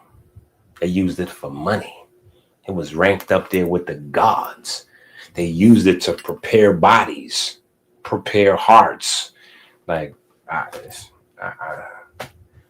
sometimes I'd be at a loss for words with some of this information. Anyway, neuromuscular activity, metabolic pathways, acid-base balance, signal transduction, hormone regulation, right? These are, now mind you, some of the symbols are element symbols, atom symbols, right? But this is not the periodic table of elements we're going through, right? Some of the symbols, some of the language, right? But we are discussing ions. So I don't want you to think of these things that we're going through as atoms, as elements. I want you to think of these things more like,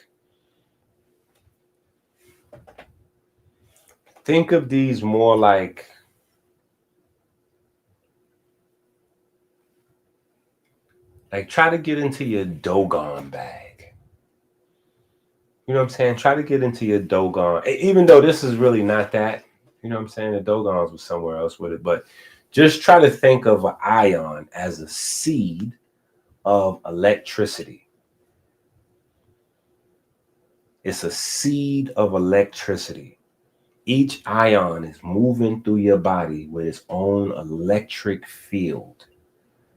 And your entire system, your entire body system is designed to grab these little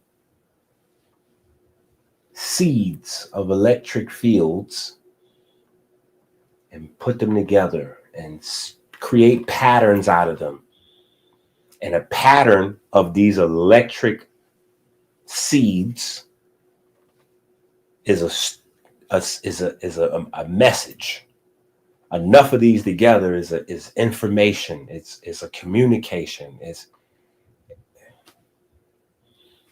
You'll see what we do with this.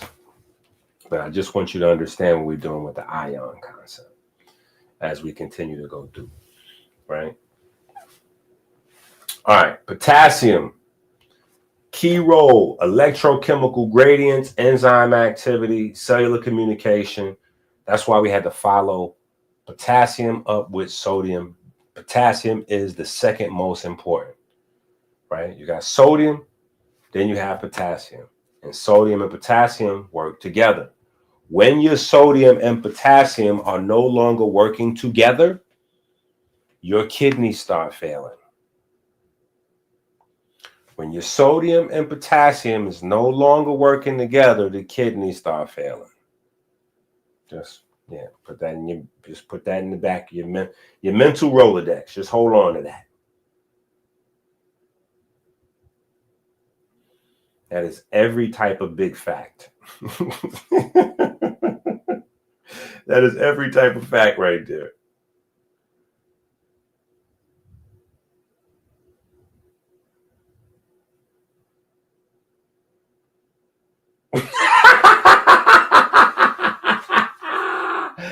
I'm dead. Yo. Microdosing uranium. Okay.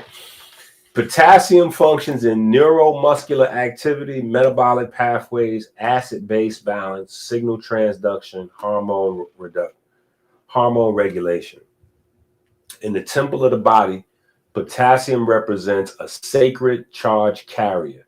It harmonizes the organs and circuits of the body into a unified electrical hymn.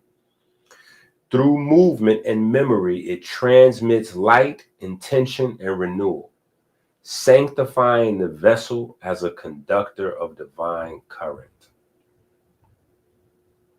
Calcium. Calcium plays a key role in electrochemical gradients, enzymatic activity, cellular communication. Its specific ionic behavior influences protein folding, membrane dynamics, and intracellular signaling. Neuromuscular activity, metabolic pathways, acid-base balance, signal transduction, hormone regulation. In the temple of the body, calcium represents a sacred charge carrier, harmonizing organs and circuits in the body into a unified electrochemical hymn. Through movement and memory, it transmits light, intention, and renewal, sanctifying the vessel as a conductor of divine current. Magnesium. Key role in electrochemical gradients, enzyme activity, cellular communication, protein folding, membrane dynamics, intracellular signaling. Neuromuscular activity, metabolic pathways, acid-base balance, signal transduction, hormone regulation. In the temple of the body, magnesium represents a sacred charge carrier. It harmonizes the organs and circuits of the body into a unified electrical hymn. Through movement and memory, it transmits light, intention, and renewal, sanctifying the vessel as a conductor of divine current. Chloride plays a key role in electrochemical gradients, enzyme activity, cellular communication. Specific ionic behavior influences protein folding, membrane dynamics, and intracellular signaling. Neuromuscular activity, metabolic pathways, acid-base balance, signal transduction, hormonal regulation. In the temple of the body, chloride represents a sacred charge carrier. It harmonizes the organs and circuits of the body into a unified electrochemical hymn. Through movement and memory, it transmits light, intention, and renewal, sanctifying the vessel as a conductor of divine current. Hydrogen. The hydrogen ion plays a key role in electrochemical gradients, enzymatic activity, and cellular communication. Its specific ionic behavior influences protein folding, membrane dynamics, and intracellular signaling. Neuromuscular activity, metabolic pathways, acid-base balance, signal transduction, hormonal regulation. In the temple of the body, hydrogen ions represent a sacred charge carrier. It harmonizes the organs and circuits of the body into a unified electrochemical hymn. Through movement and memory, it transmits light, intention, and renewal, sanctifying the vessel as a conductor of divine current. Okay, by now, I want y'all at home to be reading this along with me. Iron. Iron plays a key role in electrochemical gradients, enzymatic activity, and cellular communication. Its specific ionic behavior influences protein folding, membrane dynamics, and intracellular signaling. Iron functions in neuromuscular activity, metabolic pathways, acid-base balance, signal transduction, hormone regulation. In the temple of the body, iron represents a sacred charge carrier. It harmonizes the organs and circuits of the body into a unified electrochemical hymn. Through movement and memory, it transmits light, intention, and renewal, sanctifying the vessel as a conductor of divine current. You ready? Zinc plays a key role in electrochemical gradients, enzymatic activity, and cellular communication. Its specific ionic behavior influences protein folding, membrane dynamics, and intracellular signaling. Do y'all get it yet?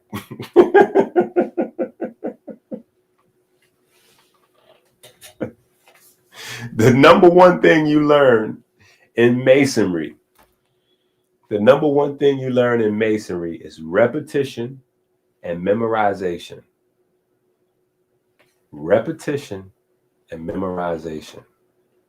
The number one thing you learn is repetition and memorization. And that's based on getting information into your genes, locking it into the subconscious, right? Even movements, you practice them long enough in martial arts, they go from the motor cortex to the hippocampus. They go from the motor cortex to the hippocampus, right? Okay. So y'all are smarty pants. Y'all are smarty pants. So since y'all are smarty pants, we can just do this. Since y'all know it all already. Which ion helps maintain fluid balance and is essential for nerve function?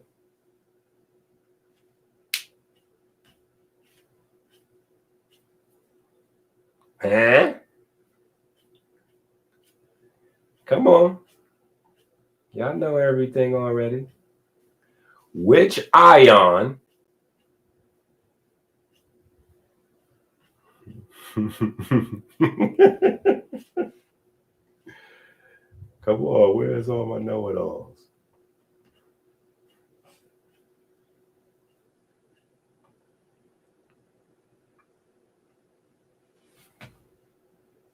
Only one person.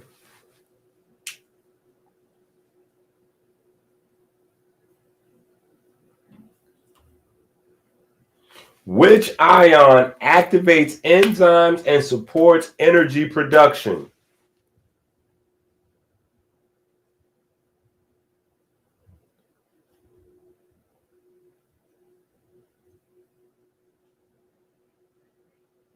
Yeah, y'all looking shook for question number 2. Yeah, y'all looking shook on question number 2. Y'all looking shook. Which ion activates, and stop trying to Google it. Which ion activates enzymes and supports energy production? Y'all are looking shook.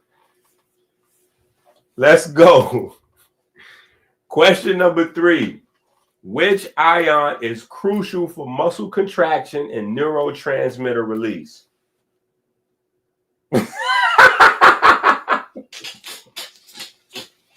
Yo, I'm dead.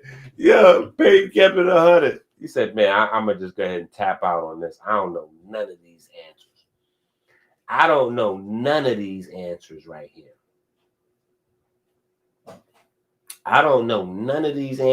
here. See, that's because y'all was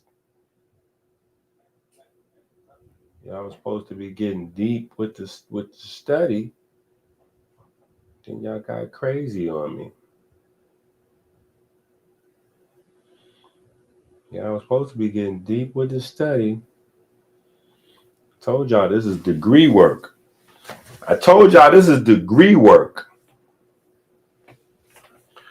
Come on, let's go back to the book. Because I'm just beating y'all up. This ain't fair. Let's go back to the book so we can get some of this degree work in, and then we'll come back to the quiz. Let's go back to the book.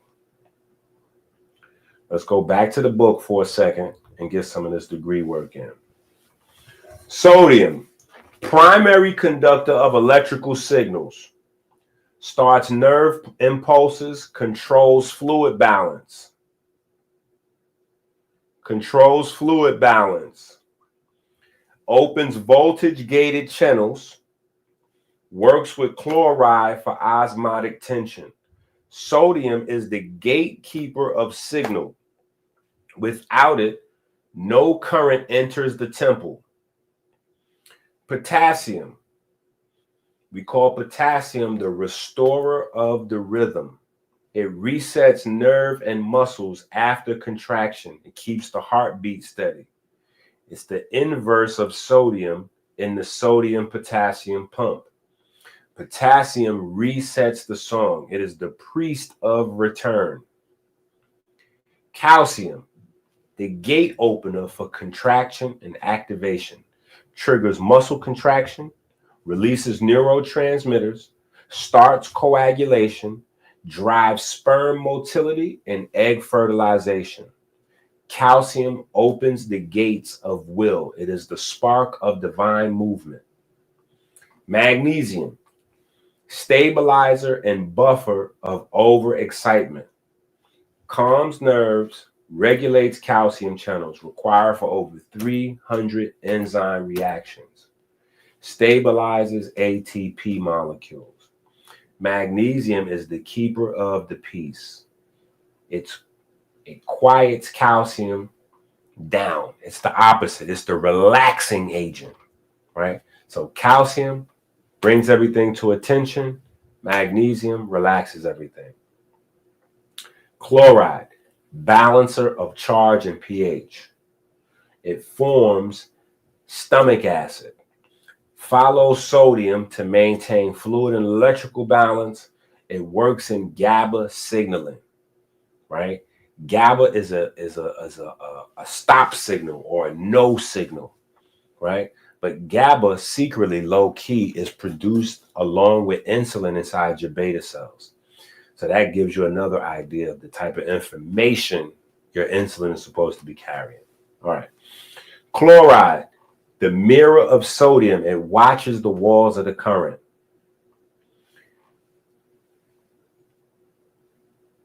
You can call this a proton or a hydrogen ion.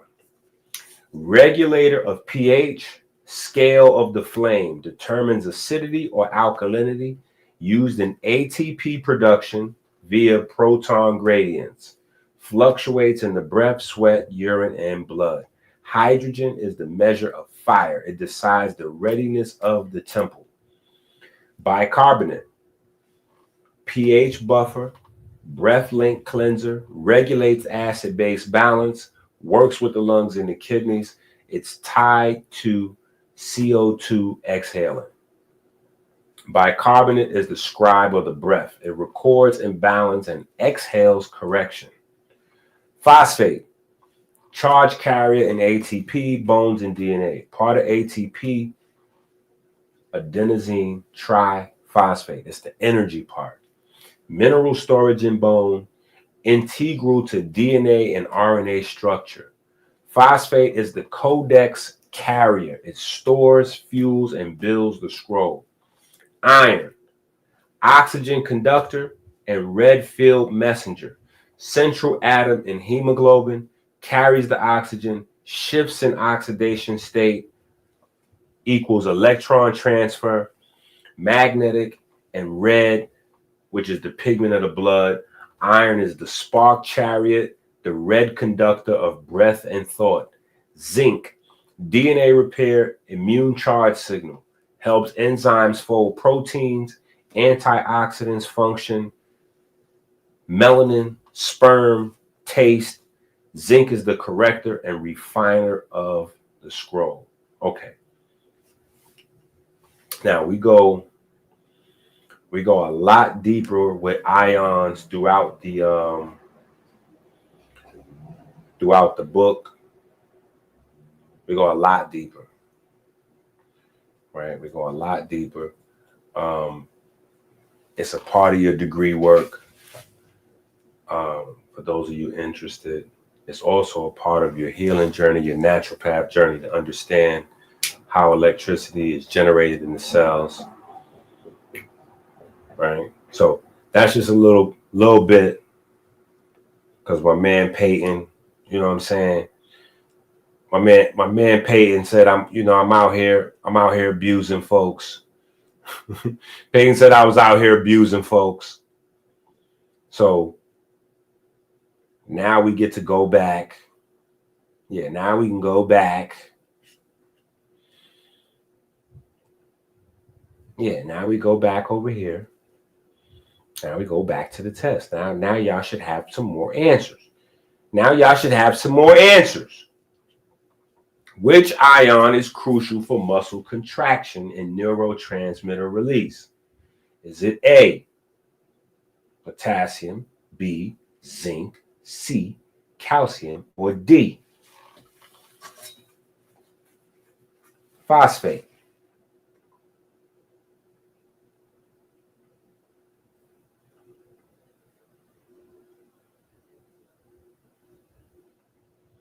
Bro, it's already up. You already see the rollout.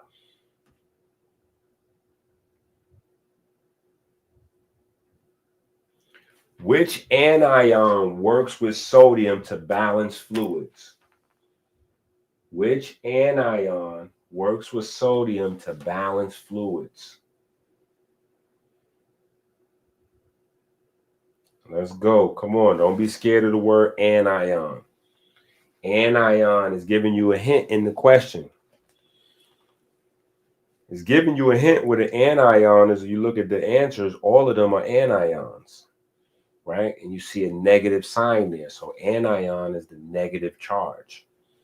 Cation is the positive charge. Which proton drives cellular pH and acid-base chemistry? Which proton? This is a trick question. It's an easy question, but it's a trick question. Don't be scared to answer question number 5. Which ion is required for oxygen transport in hemoglobin? If you get number 6 wrong, kill yourself. I'm just kidding. Do not kill yourself. Just get the book so you can study.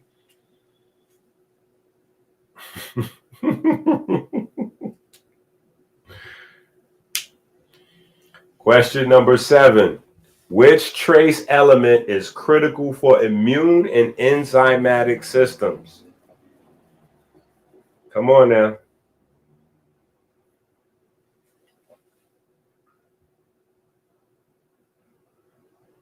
Number 8.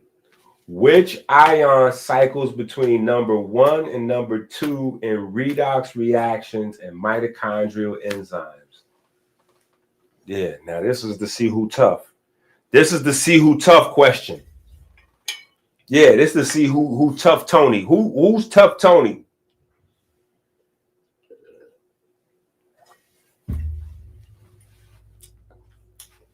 Stop pressing them Google. Stop with them Google fingers. I know number 8 and sent y'all to Google. Which anion is part of the blood buffering system? Come on now.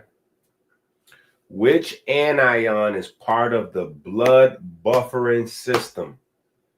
Number 9.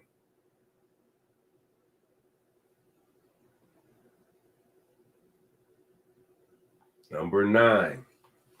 Number 10. Which trace ion is essential for antioxidant enzymes like SOD? Come on, number 10. Which trace ion is essential for antioxidant enzymes like SOD? I'll give you a hint. SOD is superoxide dismutase. Yeah, see, the questions done got tough. And that's question number 11. See, y'all tried to play. I don't know why y'all try to play with me. They're like, hold up, Enqi. What you got going on over there? Yeah, I told y'all this is degree work.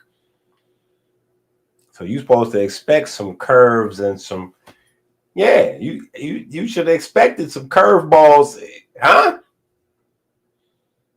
Like, hold up. He just put the same thing on all the slides. No, I didn't. You got to go back to the slides. When you get the slide in your email, go back to those slides and you're going to go, oh, he didn't put this. Then when you get the book and you go to the book, you're going to be like, But he did try to violate us because it seems like he put less information in this keynote, but he put way more questions. Like, how he gonna give us less information and more questions? See, you gotta go to walk to Brooklyn to get the cheesecake.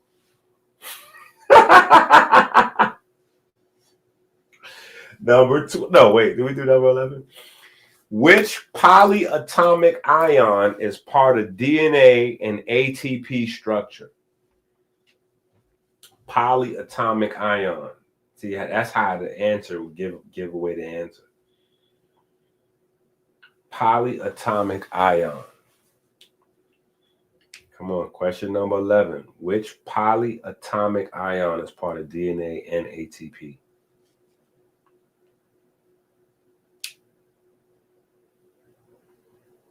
Question number 12. Which structural ion contributes?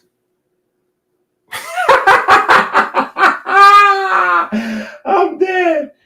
Yo, Tika crazy. I'm dead. Which structural ion contributes to protein sulfation? Come on, now this is an easy one for sure. This is an easy one for sure. Number 13, which nitrogen compound is absorbed and circulated in the body? It's another easy one. Actually, no, it's not. It's not another easy one. You could get confused on this one. You could get confused on this one. This is SAT format. This is SAT. This is post-high school, pre-college. This is at that level. You could get confused on this one. 14. Which cation forms during amino acid breakdown and enters the urea cycle?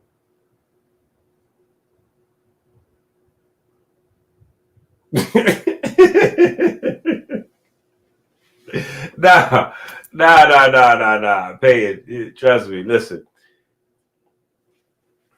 It's not you, brother. Listen. It's degree work. Folks got to get initiated. It's degree work. Folks got to get initiated. This is baptism by fire. Yeah. So it's not just you. Trust me. Everybody is like, wait a minute. These answers were not in the keynote presentation. Why is he asking us all these questions and the information was not in the keynote presentation? Most of these is in the keynote presentation. You just got to see where to get, and then everything else is in the book. Everything else is in the book. Yeah, everything else is in the book. Which ion pairs with calcium in bone mineralization? Come on. Which halogen ion supports thyroid hormone synthesis? This one is too easy. This one is too easy.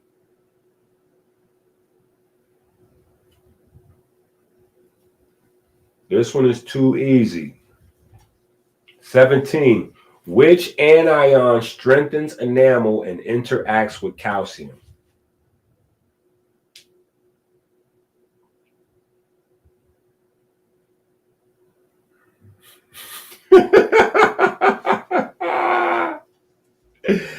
Yo.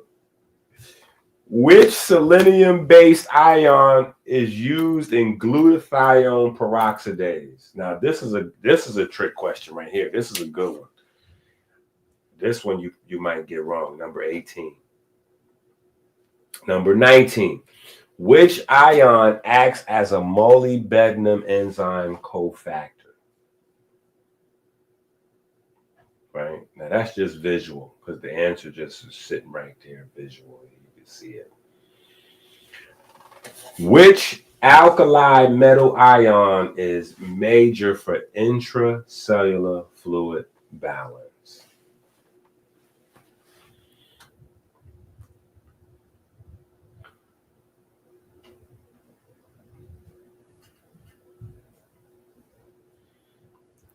Okay. All right. All right. All right. All right. All right. Let's go. Let's wrap it up. Let's close it out on some Q&A. Let's close it out on some Q&A. All right, we got some Q&A. We got some Q&A.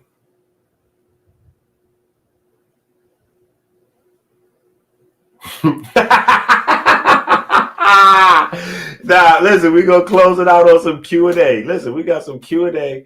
We're going to close this out on some Q&A together as a team. We doing this together. We closing this out together. We reading together. We closing this out together. I appreciate and love you for the support. So we're going to read together, and you know that's. Do you have proof God, Elohim, or the Necharu exists? As a talented conductor, what is your proof that God exists?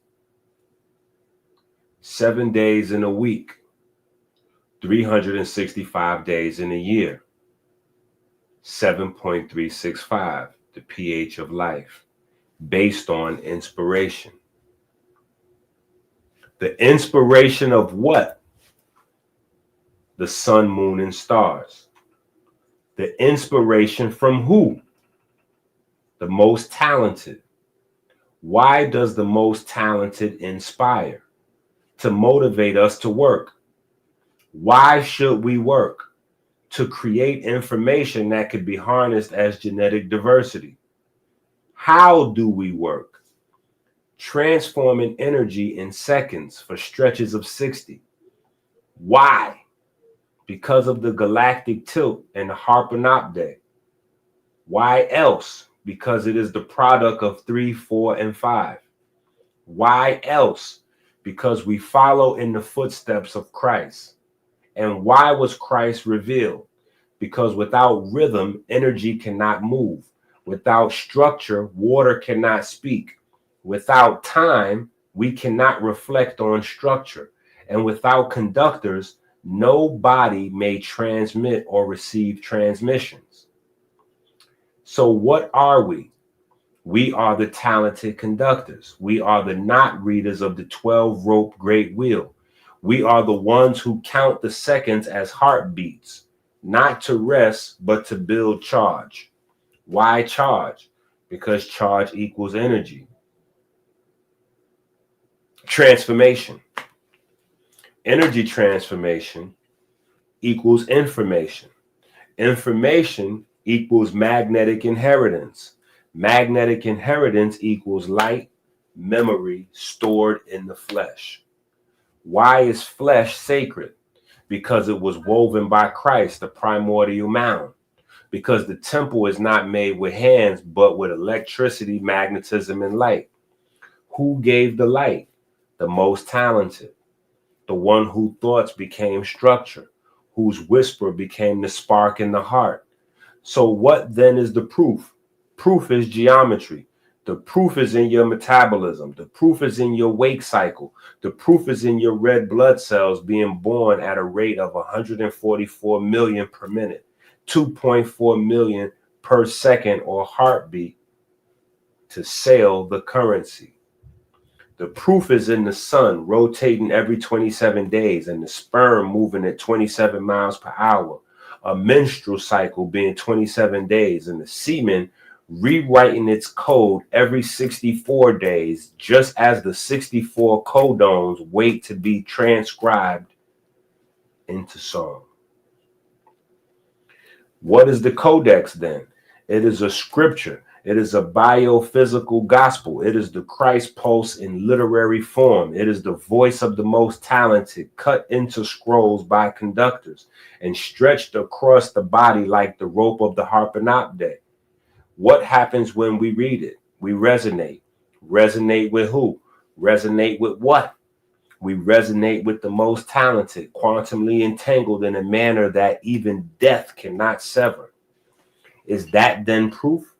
Resonance is the only proof ever needed, because when the body hums in tune with the most talented, there is no more question, only conduction. Is there proof of resonance? Yes. The name of Wuxi is blood pH. How is the blood pH the proof of your resonance with the most high, the most talented, self-organizing universal light? Because Earth's orbit is 365.2422 days, giving us 24 hours in a day and night cycle. We can divide a 360-degree circle into 12 or 3, 4, 5. This gives us 30, as in 30 kilometers per second, the speed of the Earth. The 22/7 is a reflection of that, the reflection and tool to measure the abundance of proof we have been given, and a reminder of our 22nd day. What is the base for this charge in relation to blood? Geometric proof of God in the name of win and effort. How? The sun and the throne, the precise distance of the earth from the sun that gives us our temperature, which controls the rate of all chemical reactions, the fertile zone for life itself to emerge. If Earth were at Mars's orbit, the year would be 687 days. If Earth was at Venus's orbit, the year would be 225 days. The moon acts as a gyroscopic stabilizer that keeps the orientation of Earth's axis consistent. That means the tropical year, which defines at 365.2422 days, can be stable across millennia. The moon moves in an orbit around Earth every 27.3 days, like the speed of semen and the menstrual cycle. The sun is 400 times larger than the moon, but also 400 times farther away, written as 7.365 in our blood. The moon and the sun appear almost exactly the same size in our sky. This is only true from Earth, written as 7.365 in our blood. The moon rotates on its axis once every 27 days. It also orbits Earth once every 27 days, as does the sun cycle, semen speed, menstruation, written as 7.365 in our blood. The solar year is 365.24 days. Lunar month is 29.53 days. 12 times 29.53 equals 354.36. Just 11 days short of the solar year. Every 19 years, the moon resets. That 11-day delta is not just a rounding error. It's a cosmic offset, and this same number reappears as the solar cycle. The sun's activity follows a well-documented 11-year cycle.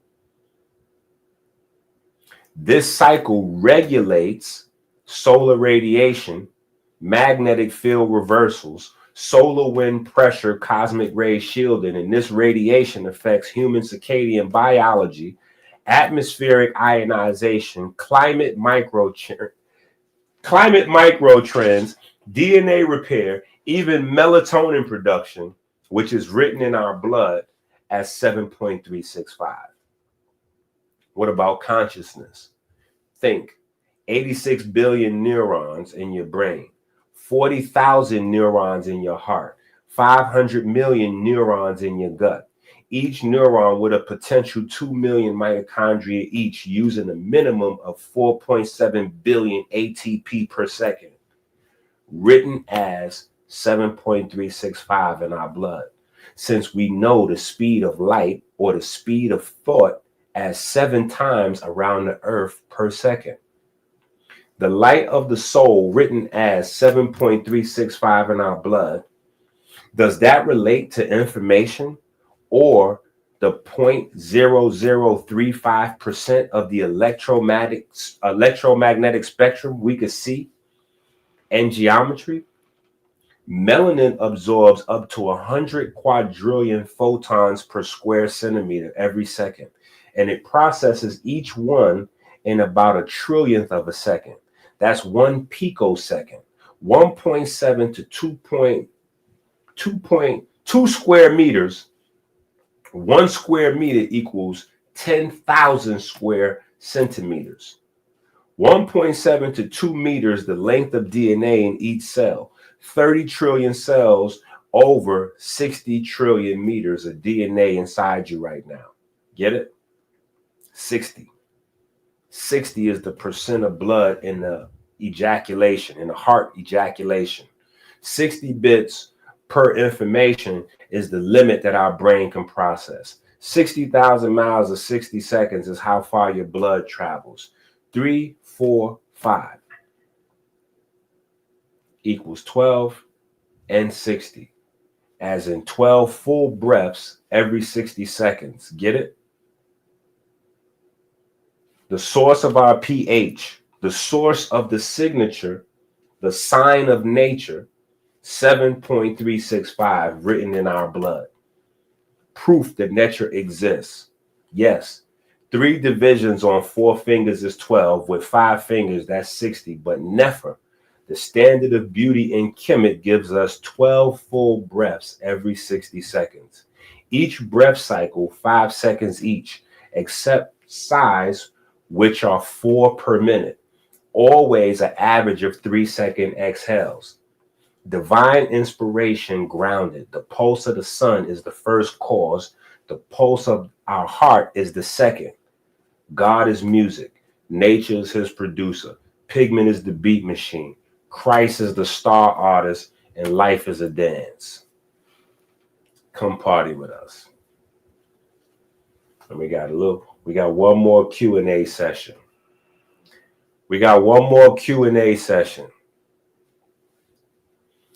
Do you accept Christ as your Lord and Savior?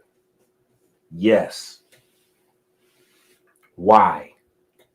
Because without Christ, there is no love. Without love, we cannot develop rhythm. Without rhythm, energy cannot move.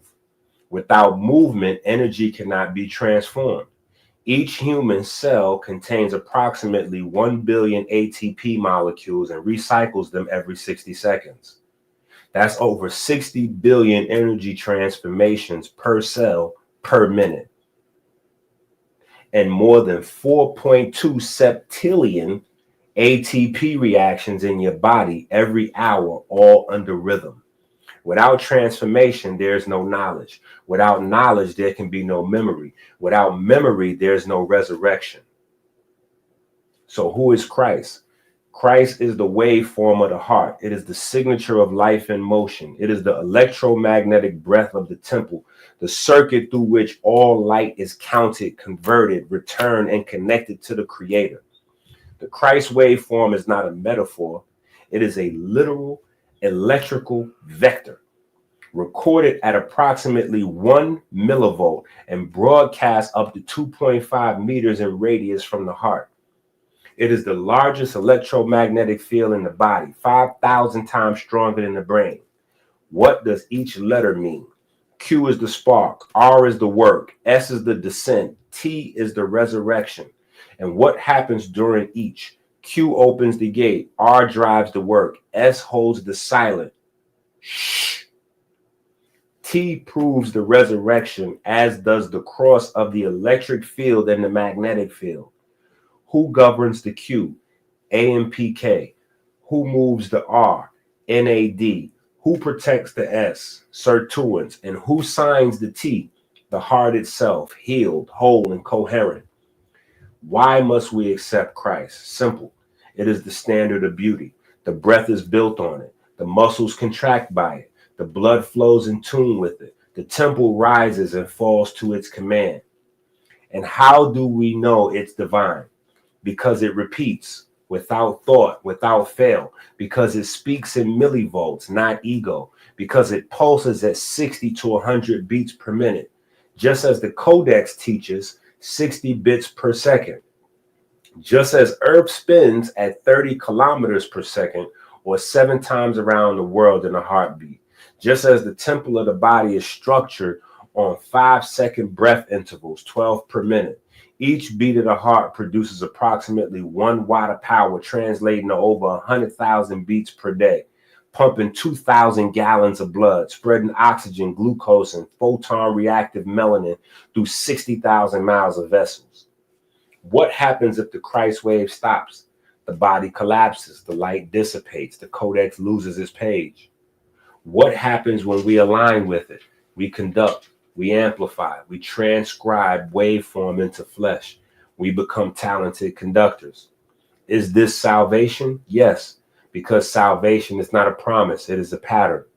And what is the evidence of this pattern? 144 million red blood cells born every 60 seconds. Each red blood cell holds approximately 270 million hemoglobin units. Each hemoglobin carries 4 iron atoms. That's over 150 quadrillion iron atoms born per minute. 150 quadrillion iron atoms born per minute, charged, spun, and bound to conduct the breath of God. 7.365, the pH of blood, is the signature of Wuxia. The pulse of the heart is not random but rhythmic. The memory of the waveform is not deleted, but it is reinforced by sirtuins. Sirtuins like 1, 3, and 6 activate during fasting, breath discipline, and light exposure.